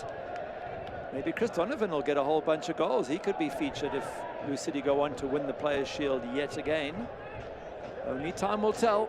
Well, if this result holds, it'd be a perfect 3 wins from 3 matches on 9 points, so could be well on their way. But the wrinkle this week, of course, Danny Cruz leaving. Holstead fired into Quizera, save made by Farouk, rebound by Williams, equalizer for Holstead. In the first half, Lou City answered just moments after Rhode Island took the lead. Now it's Rhode Island answering Louisville within a few minutes. Well done, Rhode Island, for bouncing back. Just wondering what happened to Hugo Farouk in the middle of that. He made the initial save and then stayed down. Clay Holstead just spreading it out and getting the movement. Now here comes the shot, the save from the goalkeeper. He's still on the floor, lying down after the save, not able to get up and influence the game after that. So when it comes in from J.J. Williams, there's no goalkeeper, and Clay Holstead able to finish that off. And all the players looking at Hugo Farouk, wondering what happened. Looked like he just knocked the wind out of himself with the dive. He landed very hard and very awkwardly as he dove for the initial save. He's holding the right side of his body, which is what he landed on. Almost collided with his teammate Kyle Adams. He wasn't arguing at any point with the referee that a foul should have been called. I just see more disappointment in himself and in the moment. It was Adams that he just about collided with and then landed very hard.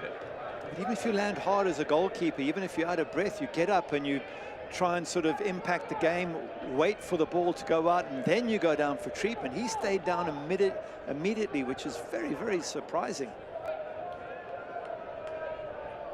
Long throw from Tosh. It's there for Wilson, and it's out for a corner.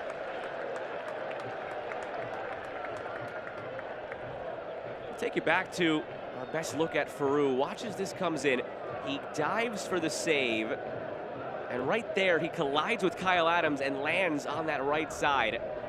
So he collides right there with the knee of his defender and lands hard on his right side. And I don't know if in the midst of it all, maybe he didn't realize it was Kyle Adams and thought it was a Rhode Island player, so he tried to sell for a foul, only to then realize it was friendly fire and not a player on the opposition. Could be right there, although, again, as a goalkeeper, even if I'm knocked and confused, I'm getting up at least for the moment until the danger's gone, and to be 100% sure. If it is an opposing player, I'm expecting the ref to blow the whistle, but I can't lie there on the ground hoping. And that's why I find it very strange he didn't try and get up and impact the game. But there we are, 2-2. Wow, what a match we've got going on here. Wi-Fi corner kick, Davila. Well, he'll do it again. The whistle blew before the kick was taken. Chris Donovan saying he got pushed over. And very difficult to give penalties here. I think refs just giving warnings to players. Everyone looking incredibly innocent. You read the lips there of Chris Donovan. I'm not doing anything. Sure, Chris, let's see. Going at it with Bacharach. Take two at this Wi-Fi corner kick for Louisville. Davila back post. And the header rises above the bar.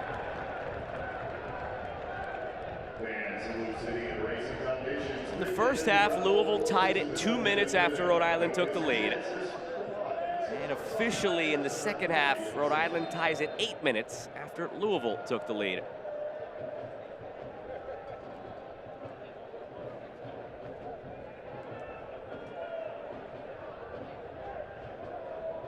Later, Sanchez will have his day come to an end. CJ Williams takes his spot.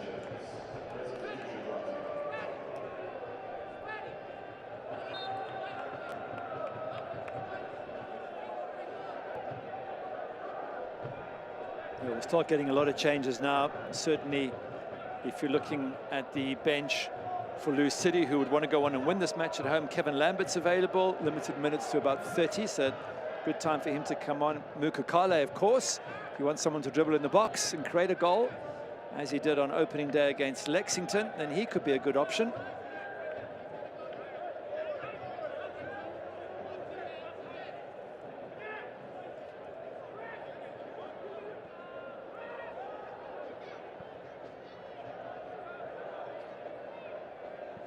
At the hour mark in Louisville, all tied up at 2. Donovan chasing. Forcing Carifiao to make a play, clamoring for a handball. Never got it. Koke Vegas chips it to himself down in the corner.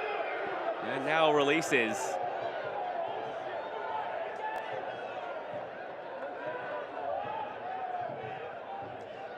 Louisville, the 2026 USL Championship season is underway. Be sure to head to Lynn Family Stadium to watch the most storied club in league history take the pitch by purchasing tickets. They're available at loucity.com/tickets.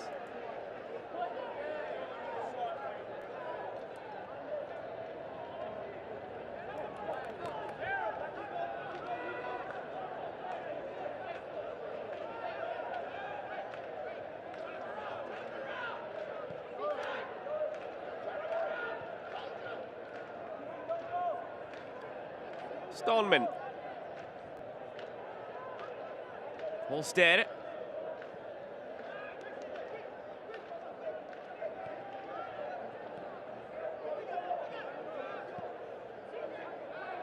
Last year, Louisville exercised the demons of Rhode Island. They beat them at home 2-1 when they met in June. It was the first meeting since Rhode Island came here and won 3-0 in the playoffs.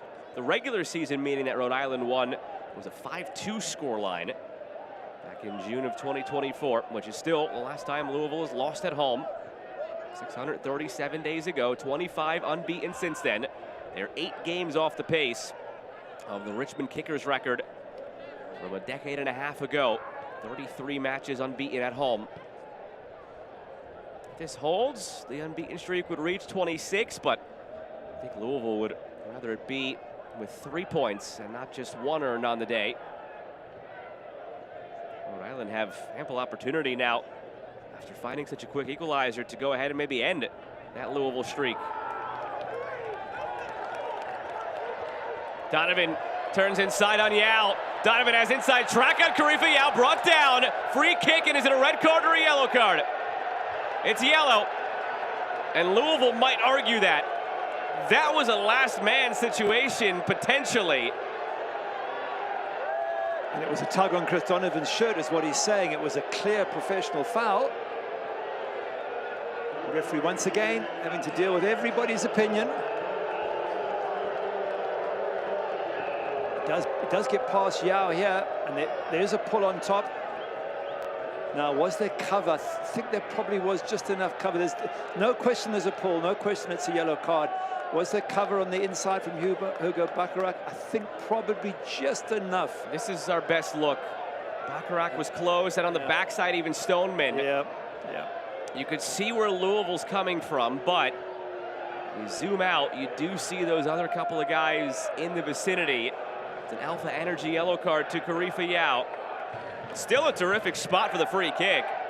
It's still a great run by Chris Donovan, who Simon Bird and Danny Cruz are saying was their #1 target during the off-season. They know the quality of this guy in the air, on the ground, his pace. And you could see there just how good he was on that counter-attack. Simon Bird is having a laugh with Kalin Radosov, the 4th official. Kalin Radosov, in his own right, a terrific referee. Was on the whistle for the College Cup final last year. Has been referee of the year at MLS Next Pro and had the whistle for that final 2 seasons ago. I think in the end, Jeremy Shear gets it right. Oh, we got to stop agreeing with the referee today, Jeremy. It's too much. And in fairness to them, they've got to make an instant decision. We get the chance sometimes to see a replay, to think it through. And these referees make an immediate decision, and almost every time they get it spot on. It's not easy to do, and they do a tremendous job. Every once in a while they get it wrong, of course, but it's very rare these days. 4 immediately in the wall, 1 laying down, and CJ Williams a step to the side of the wall. Koke Vegas has it set how he wants. Difficult here for Vegas, looking directly into the sun, and this ball will come from the shadows into the sun. Taylor Davila whips it over the top of that wall. Vegas not taking any chances, parries it over for a corner. Beautiful strike from Davila, just a little bit too central, easy enough for the goalkeeper. It's going right above his head. He's just got to get up and tip it over. If it's left or right of the keeper, maybe it would have stretched Koke Vegas a little bit more.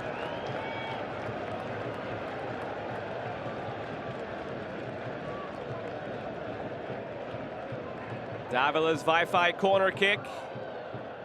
They'll do it again from the opposite side.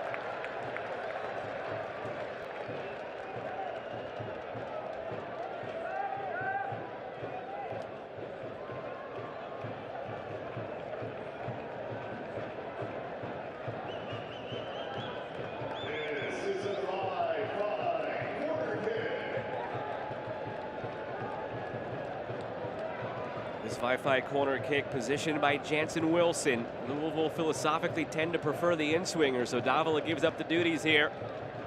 Wilson now whips it in. Same fate is met. J.J. Williams heads it clear this time. Perez under pressure just got it out to safety. That's good pressure there from Rhode Island, just to make sure that they got a throw in from that. It was a long ball out, good pressure. Now they can just calm everything down. Soccer season's here, and SeatGeek is the official ticketing partner of Lou City. And all of your Lou City tickets and more from the #1 ticketing site, SeatGeek, your ticket to great seats.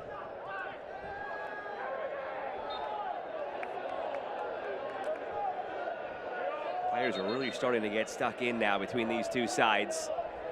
The rivalry that exists, not quite boiling over, but starting to gnash its teeth a little bit more. Oh, I think there's plenty more to come in this match.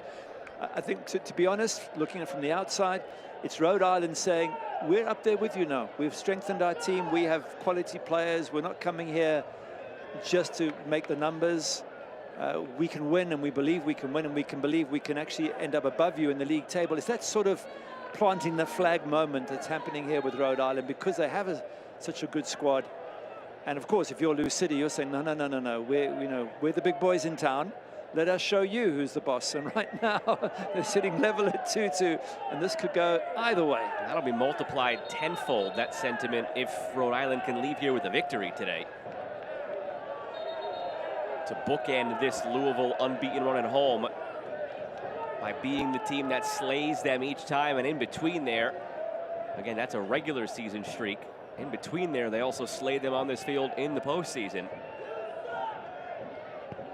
Rodriguez with a backspin, looking for that header across the box. They don't get it, and the foul's called. Changes on the way. Sam Gleedle comes in for Manny Perez.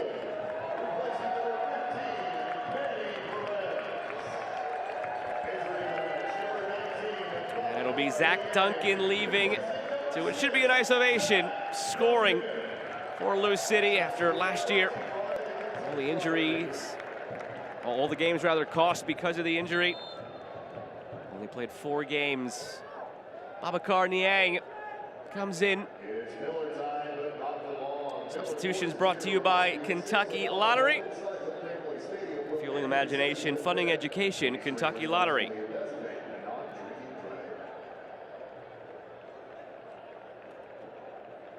Well, Sam Gleadle did play wing-back in the cup match in midweek. So maybe they feel he can bring some attacking energy down that one flank. And I'm surprised they haven't got Kale on, because I think he'd be the sort of player under these circumstances who would cause havoc in that Rhode Island defense. Maybe he's still going to make an appearance before the end of this match. He does bring something so unique, Muka Kale, to this Louisville side. At his stature, with his quickness and his ability with his feet, he is their wild card when it comes to breaking down a low block and finding a goal late in a game when you might need it. A lot of space afforded to Davila. Tried to work it back to his left foot, but cut off there. Baba Niang threads it through. Chance to go ahead once again, but it's put wide by Ray Serrano. And that's when you ask yourself the question, that's likely who Muka Kale would come in for, Ray Serrano. You could second guess, would Kale have finished it as he did a couple of weeks ago? You see it from a good angle here. You've got to go across the goalkeeper's body to the far post for me. That's where the gap in the space is to finish it off. Very difficult to score at the near post, but lovely ball in there, by the way, from Babacar Niang. It's always going to be difficult for Louisville City. Previously, Danny Cruz for the first couple weeks of the season. Now for Simon Bird, who is still the interim head coach. There's been no announcement as to whether or not that'll last the whole season, or if Louisville will look externally to appoint a permanent head coach during this season. But whoever's in charge, you have such a deep roster, the likes of Akale and Serrano and all these guys. Those moments are always going to be so tough. Do you second guess? Well, what if I brought in Akale? What if, until no end? But it's a good problem to have. It means you have the best roster in the league, or one of the best rosters in the league. And that's for Simon Bird to decide and weigh moments like that where Serrano had an opportunity. Yeah, it's a pressure playing in such a good side for Serrano. He can't afford to miss those opportunities. You've got to take them. If the keeper makes a save, fair enough, but you've got to hit target. And he went near side and missed target. For me, he's got to go far side of the goal. And as a coach, you look at it and think exactly as you have said. If I play Akale, would he take the chance? And someone like Ray Serrano could find himself out of the team. So important that when these moments come for players, when you're playing for big clubs, you have to take those chances.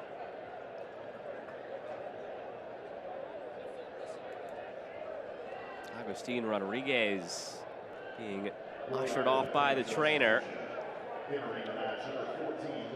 And he will be subbed off here. Logan Dorsey taking his spot.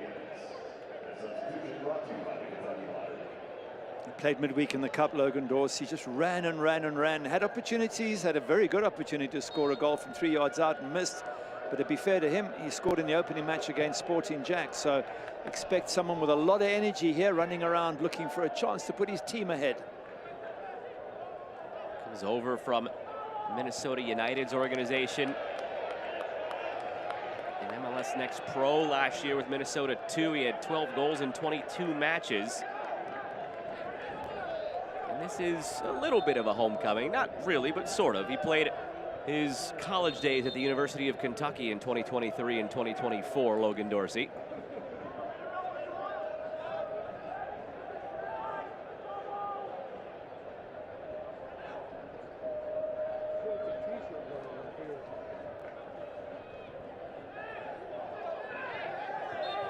If you can't watch the match, turn on Sirius XM FC 157, North America's only 24/7 source for engaging soccer talk, including USL All Access on Tuesday nights, plus live matches from the USL, MLS Premier League, and more, all on Sirius XM FC 157 and the Sirius XM app.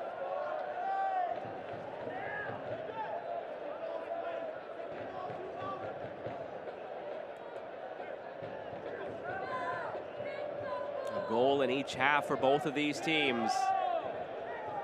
Rhode Island struck first. Louisville scored the next two. And then Rhode Island tied it at 2.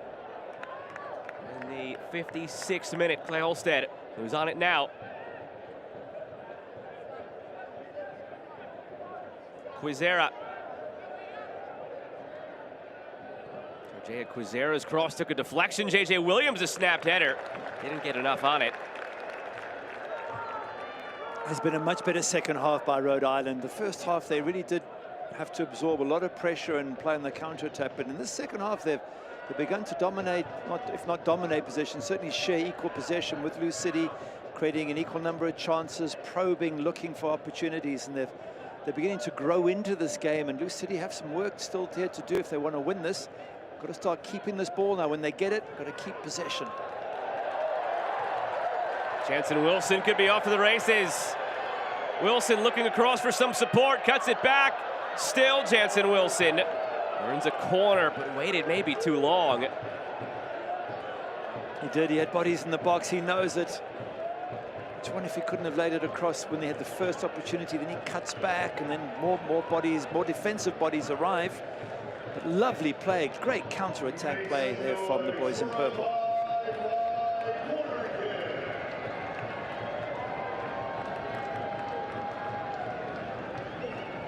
Another Wi-Fi corner kick for Louisville.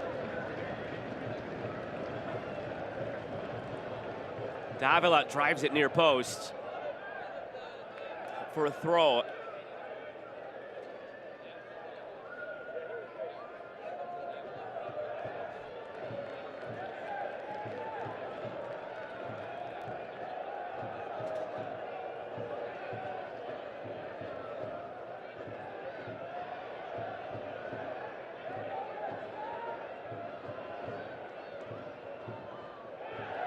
Free kick coming for Lou City. Those are the moments, by the way, where they are missing Josh Jones right now, dealing with a hamstring injury. Anything in that vicinity would be a Josh Jones long throw, which yielded a lot of goals or goal-scoring opportunities for Lou City last year. Yeah, they are missing him. He'd be a nice option to bring off the bench, no question about that. And at 6'4", 6'5", he's a good unit to aim for in the box from set pieces. Expect to have him back in the near future. It was a hand that cost him time down the stretch last year. It's a hamstring that's ailing him right now. There's no Aidan McFadden either. Quincy Herman's not involved. Kevin Lambert on restricted minutes. So there's a couple of issues. They've got lots of strength in depth, Lou City. So none of these are insurmountable problems. Taylor Davila going for goal. It's in! Lou City once again in the lead.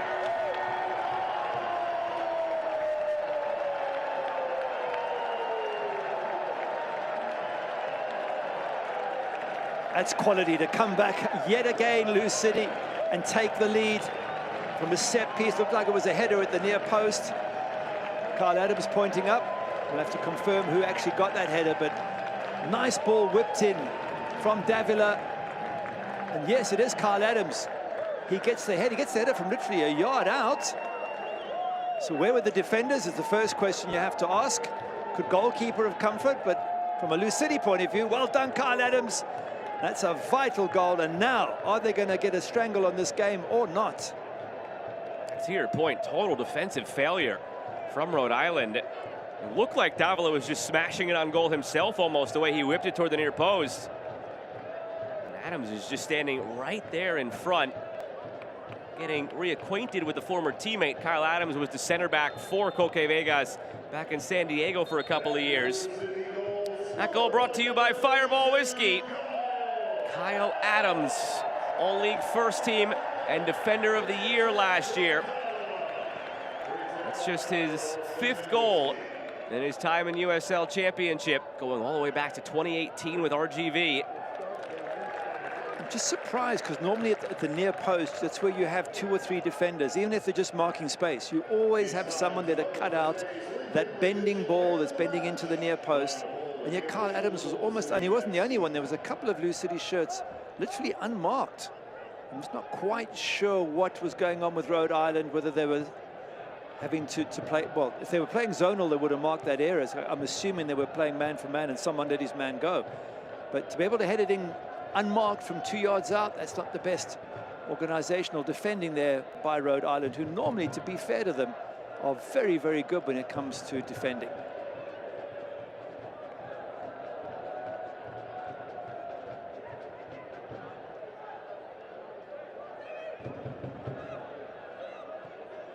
Tosh chips it in behind for Gleedle.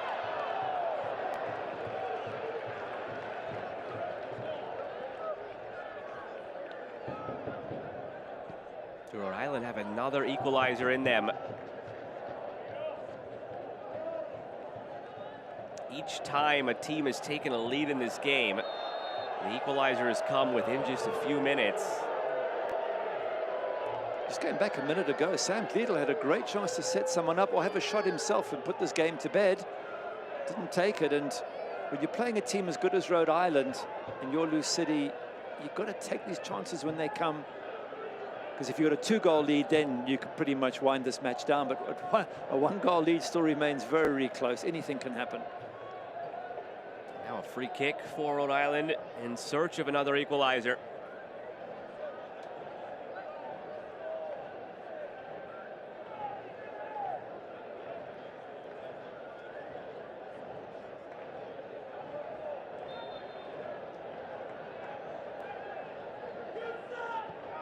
Quizera.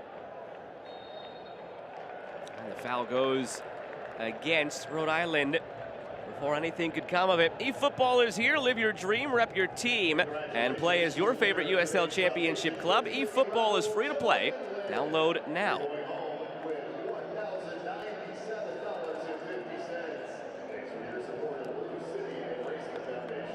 Louisville 10 minutes away from a 3-0 start on the season.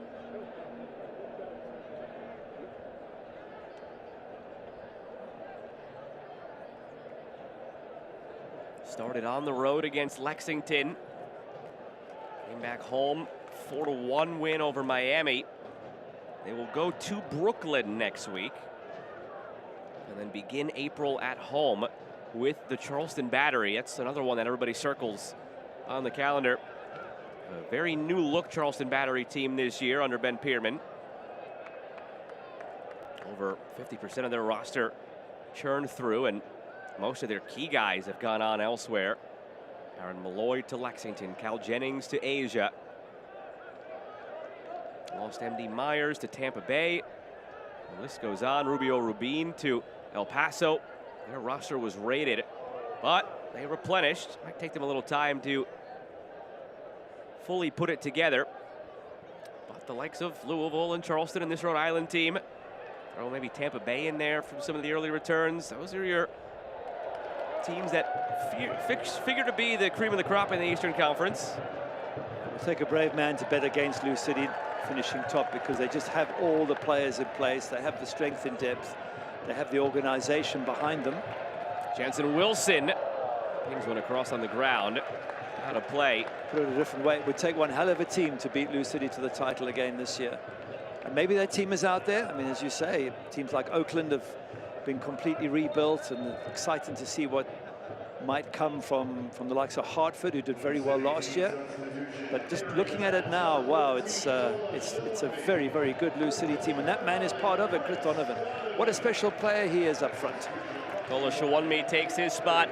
Substitutions brought to you by Kentucky Lottery. Fueling imagination, funding education, Kentucky Lottery. I will amend one thing from your statement, though.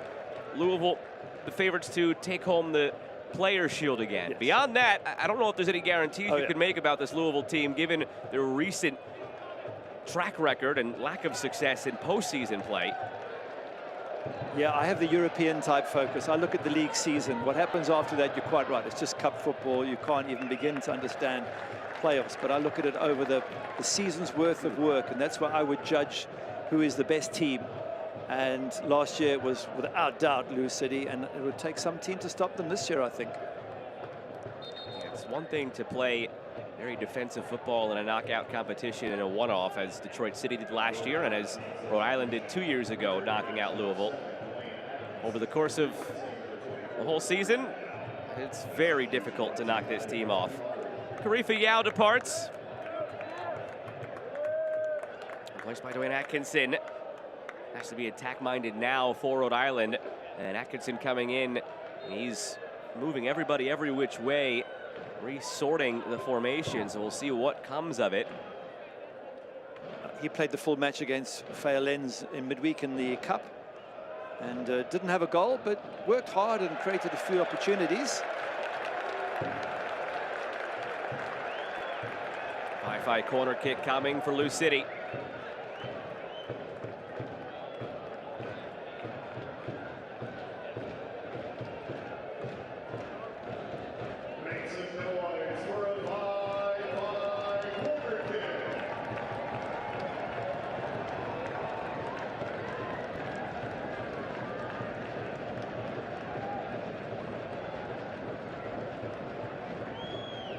Davila, dangerous area, punched away by Vegas. Volleyed right back in. Pounding around for Shawunmi, he goes down. Did a bit too easily in the eyes of Jeremy Shear, no call made. Taylor Davila clipping it in behind, chested down over the bar. And that's one that Babacar Niang might want back. He had a screaming Tola Shawunmi wide open for a tap-in. Exactly what I was thinking there. He's done the hard work, Niang, to get into a great position. Just square the ball, and it's an absolute certain goal. What a peach of a pass, though. But just square the ball there, and it's a tap-in for Tola Shawunmi, and this match is all over. Instead, goes for glory, tries to chip the keeper, not easy to do. But again, Taylor Davila's pass, brilliant. Gleedle trying to turn the corner on Quizera. Well defended by Jojea Quizera. His outstanding goal back in the 21st minute feels like such a distant memory now. Take nothing away from it. It'll go down as the goal of the week, and here on March 21st, perhaps the month, season to be determined, but Wilson, Shawunmi had it off the outside of his knee. Tough to corral. Vegas finally does. Starting to feel like Louisville are more likely to find a fourth than Rhode Island are to find a third. Just the way the game has shifted over the last few minutes. Can Rhode Island find some sort of punch back? Not like that. Well, they have to take risks, don't they? With only 4 minutes plus at a time left, Rhode Island, they've got to push numbers forward, which means they're leaving themselves a touch more vulnerable in defense. But if Lou City don't take these chances like they didn't a moment ago with Niang's attempted chip instead of a pass, you always remain vulnerable to that late equalizer.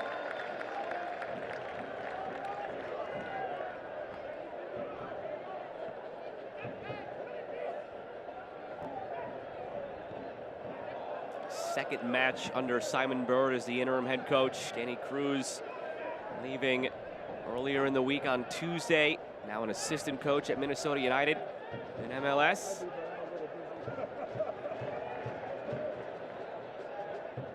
Oh, we've got a paraglider overhead. All right. You never know what you're going to see at the park on a given day. Is he paid for the ticket to get in? Well, he can always find it at SeatGeek if he needs to. Official partner of Louisville City in the USL Championship. Holstead from a distance, saved by Faroux. Not out of the woods yet, Louisville. It's a nice strike from Clay Holstead, but again, Hugo Faroux's got enough time to get into position and make sure he tips that one over the bar. And just proof what we were saying in a moment ago, this match is not over. If they can't get a fourth, Lou City, they're always going to be vulnerable to a little moment of magic from the likes of Clay Holstead or any of his teammates.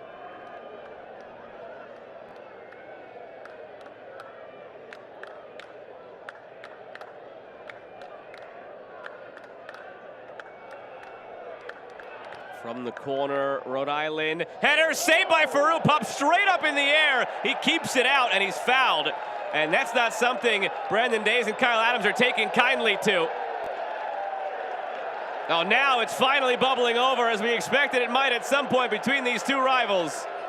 We'll see how many cards are doled out and which way.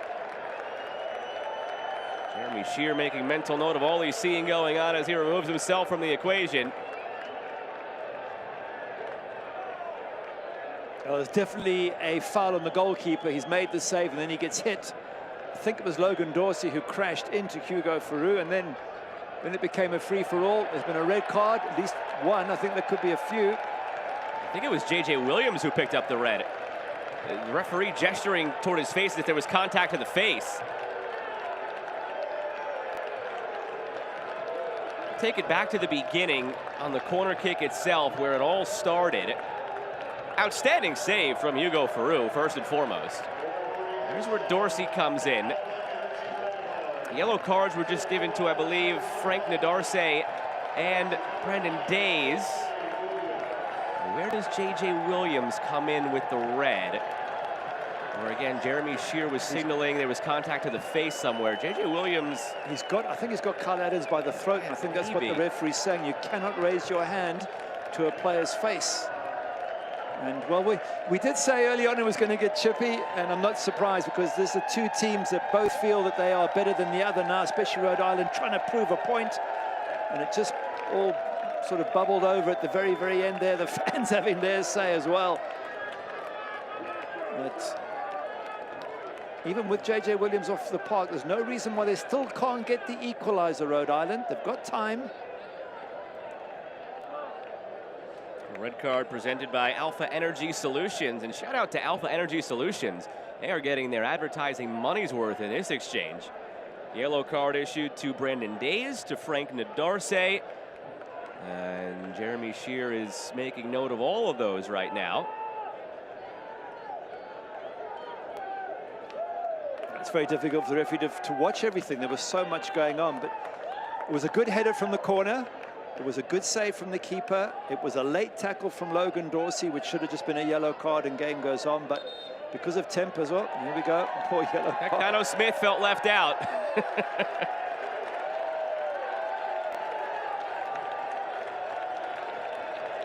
Oh, there's another. It's just all bowled over for Rhode Island, hasn't it?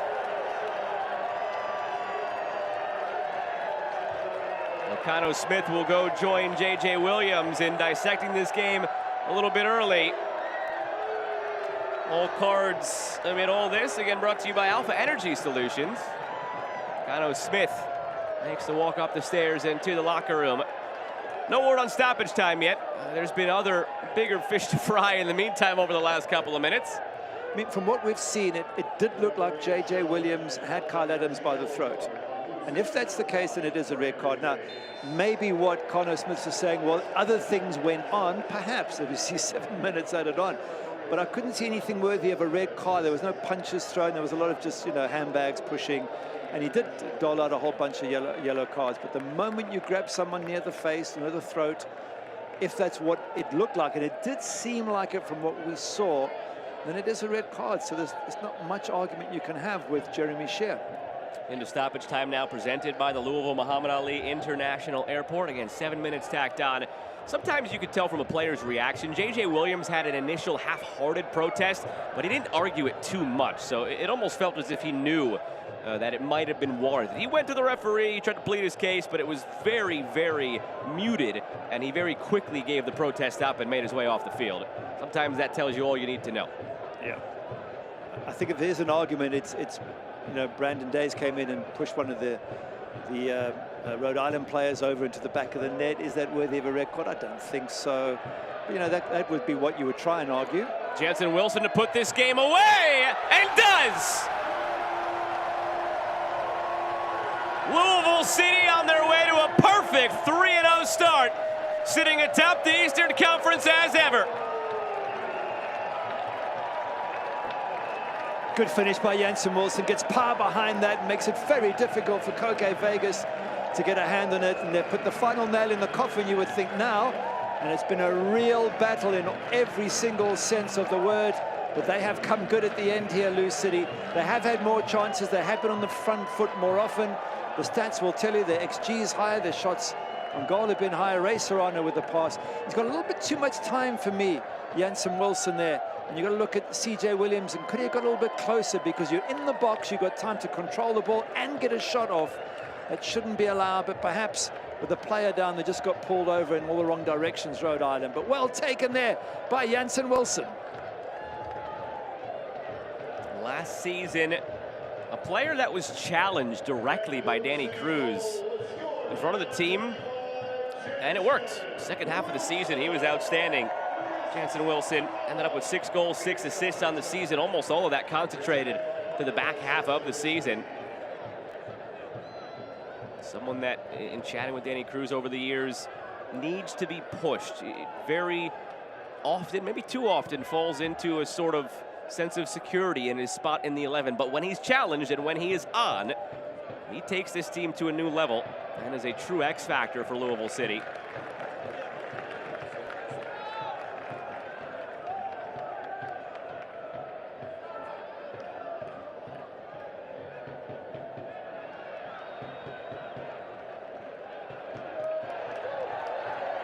Wilson.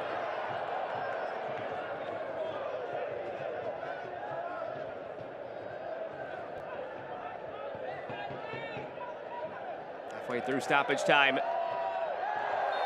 Niang shoved down by Dorsey.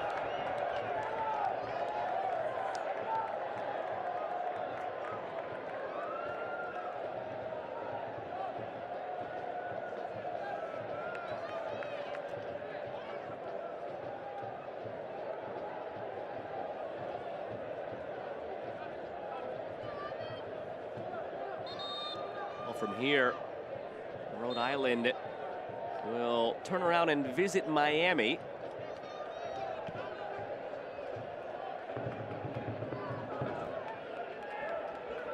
Rhode Island started the season with a bye week, as a couple of teams did. Just a little quirky the way the schedule worked out. So their season started a week later.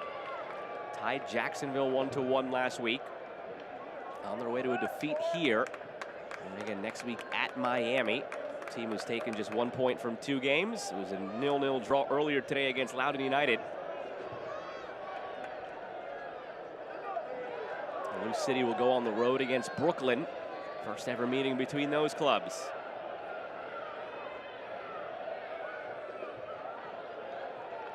Well, there was so much positive for Rhode Island in this match. The referee's just blown for the substitution. I'm going to say so much positive until these last few minutes. As Ray Serrano goes off, the red card for J.J. Williams, you know, and then the conceding of a 4th goal. They just lost control of the match. At 3-2, they could still have got an equalizer here, but I feel as if the let emotions got the better of them. Something they can learn from, something they can build on. But what it does do is sets this up as a real rivalry for future games. Evan Dowell subs on for Ray Serrano. Brought to you by Kentucky Lottery, fueling imagination, funding education. Kentucky Lottery.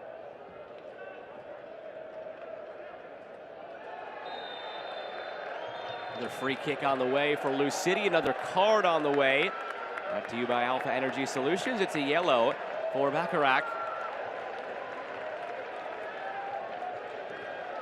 In case you're wondering when the return fixture is between these two sides and want to circle it, you do have to wait a while. It's not until September 5th. So you've got to wait quite a while, but hey, that's plenty of advance notice. Put it in your calendar, make sure you're ready, because the way things are between these teams, you know the game's going to have goals, and maybe you're pretty sure the game's going to have a red card or two. Yep, no, there's going to be a lot more rivalries, but I guess Lou City are also saying, hang on a sec, we're getting our own back for them coming here and knocking us out of the playoffs and beating us on our home turf. So they've probably felt that they would do some revenge, and no doubt when they get to play Rhode Island on their home ground, Rhode Island will be looking for revenge, and that's what rivalry is all about. You know, trying to make up for previous defeats and losses. And there is the final whistle. New coach, same Louisville City FC. Simon Bird gets the win in his first league match as the interim coach, and it's now 26 matches unbeaten at home in the regular season for Louisville City. Fantastic performance all round from Lou City. And up to a point, Rhode Island, I thought, were very, very good as well. They maybe just lost the grip of it in the last 10 minutes, but what a fantastic sort of clash between two titans. And Lou City on top for the time being. They're still the standard bearers. They're still the team to beat, but watch out for Rhode Island this year. Take a look at tonight's move of the game presented by Toyota. It belonged to Jake Morris with a special assist to Chris Donovan as well for his ability to hold up the play in the build-up to that opening goal. It was at a time of need for Louisville after they'd fallen behind 1-0 back in the first half. He starts the move. Chris Donovan there does so well to win the ball, and then it just sits up perfectly for Jake Morris, but he hits it true. Look at it from behind. With so much power. The Koke Vegas doesn't even try and make the save. He just watches it fly by. Finishes 4-2 in Louisville's favor. We'll come back and wrap it all up in a moment. Big news earlier in the week, Danny Cruz leaving. Simon Bird steps in, and Lou City does not miss a beat.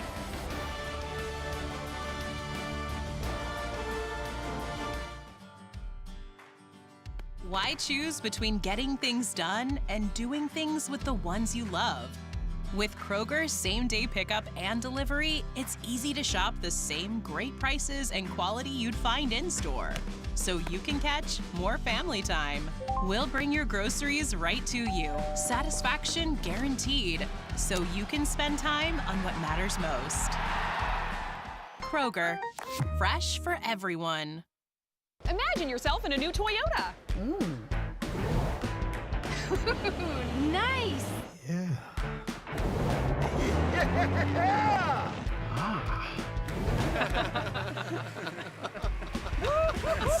Get a new 26 4Runner with 4.99 APR financing. Get $5,000 cash on 25 Tundras or 2.99 plus $1,000 APR cash on a new 26. Go from dreaming it to driving it today. Toyota, let's go places.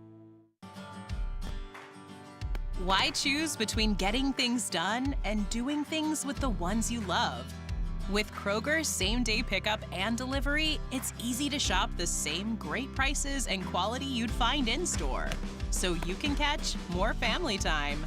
We'll bring your groceries right to you, satisfaction guaranteed, so you can spend time on what matters most.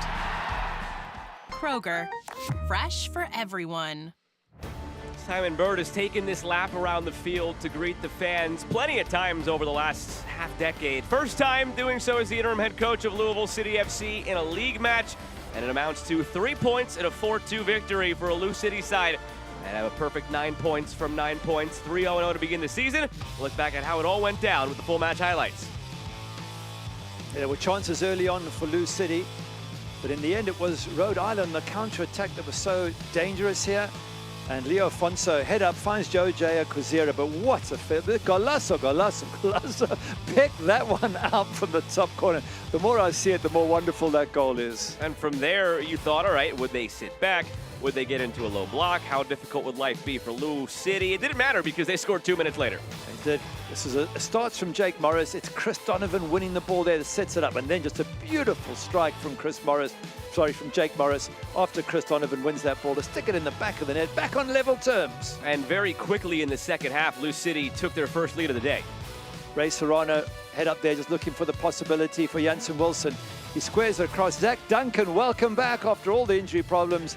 He looks like he's fully fit and gets himself an important goal. Lou City equalized shortly after falling behind in the first half, and then Rhode Island equalized shortly after falling behind in the second half. JJ Williams knocking it back, goalkeeper down there, and Clay Holstead finishing that one off. Just not quite sure what happened to Hugo Farreau in the middle of all of that. It seemed again like he thought maybe it was a defender who fouled him, but it was a teammate in Kyle Adams, but Kyle Adams would help make amends by pulling Lou City back in front. Well, somebody in white let Kyle Adams go because he heads it in unmarked from 2 yards out, and they're so pumped with that. But then it all starts to get really difficult. This ball comes in here. It's a header. It's well saved by the keeper. He goes up, palms it away, gets hit by Logan Dorsey, and then push and shove and hold. And JJ Williams gets in here. I think he puts either a punch to the face of Kyle Adams or he puts his hands on Kyle Adams' face. That's what the referee is saying. Connor Smith argues a bit too much. He gets a second yellow. And then it's still 3-2. They've still got a chance to equalize, but Lou City put the final nail in the coffin. 2 minutes into stoppage time, it was Davila really doing a lot of the heavy lifting all day. It won't show up on the stat sheet, but it was Wilson who ends up finishing things off in the end to give Lou City the 4-2 victory on the day. The stats paint the picture. It was really all Lou City on the front foot for much of the afternoon. It was in so many ways. The chances they had were better. It might show you that there's more shots on target for Rhode Island, but the better chances were to Lou City. Expected goals just over 2 for Lou City, just 0.83 for Rhode Island. So, but they gave us a fantastic game. 6 goals from maybe 3 expected goals. That's double what we expect, and that's because they're quality teams. They score from smaller opportunities. Well done on just, I think everyone other than the Rhode Island fans would probably say this has been one hell of a game. And the day is just getting started, still in the USL Championship. 9 more kickoffs to come the rest of the day. It started with that fan trying to steal one of our select balls, buddy. Give it back. We saw a lot unfold on the field with that select ball today as Lou City takes it 4-2 over Rhode Island. For the crew that makes this possible, broadcast partner Gary Bailey, I'm Joe Malva saying so long for now. Sit back and enjoy 9 more kickoffs on this Saturday in the USL Championship.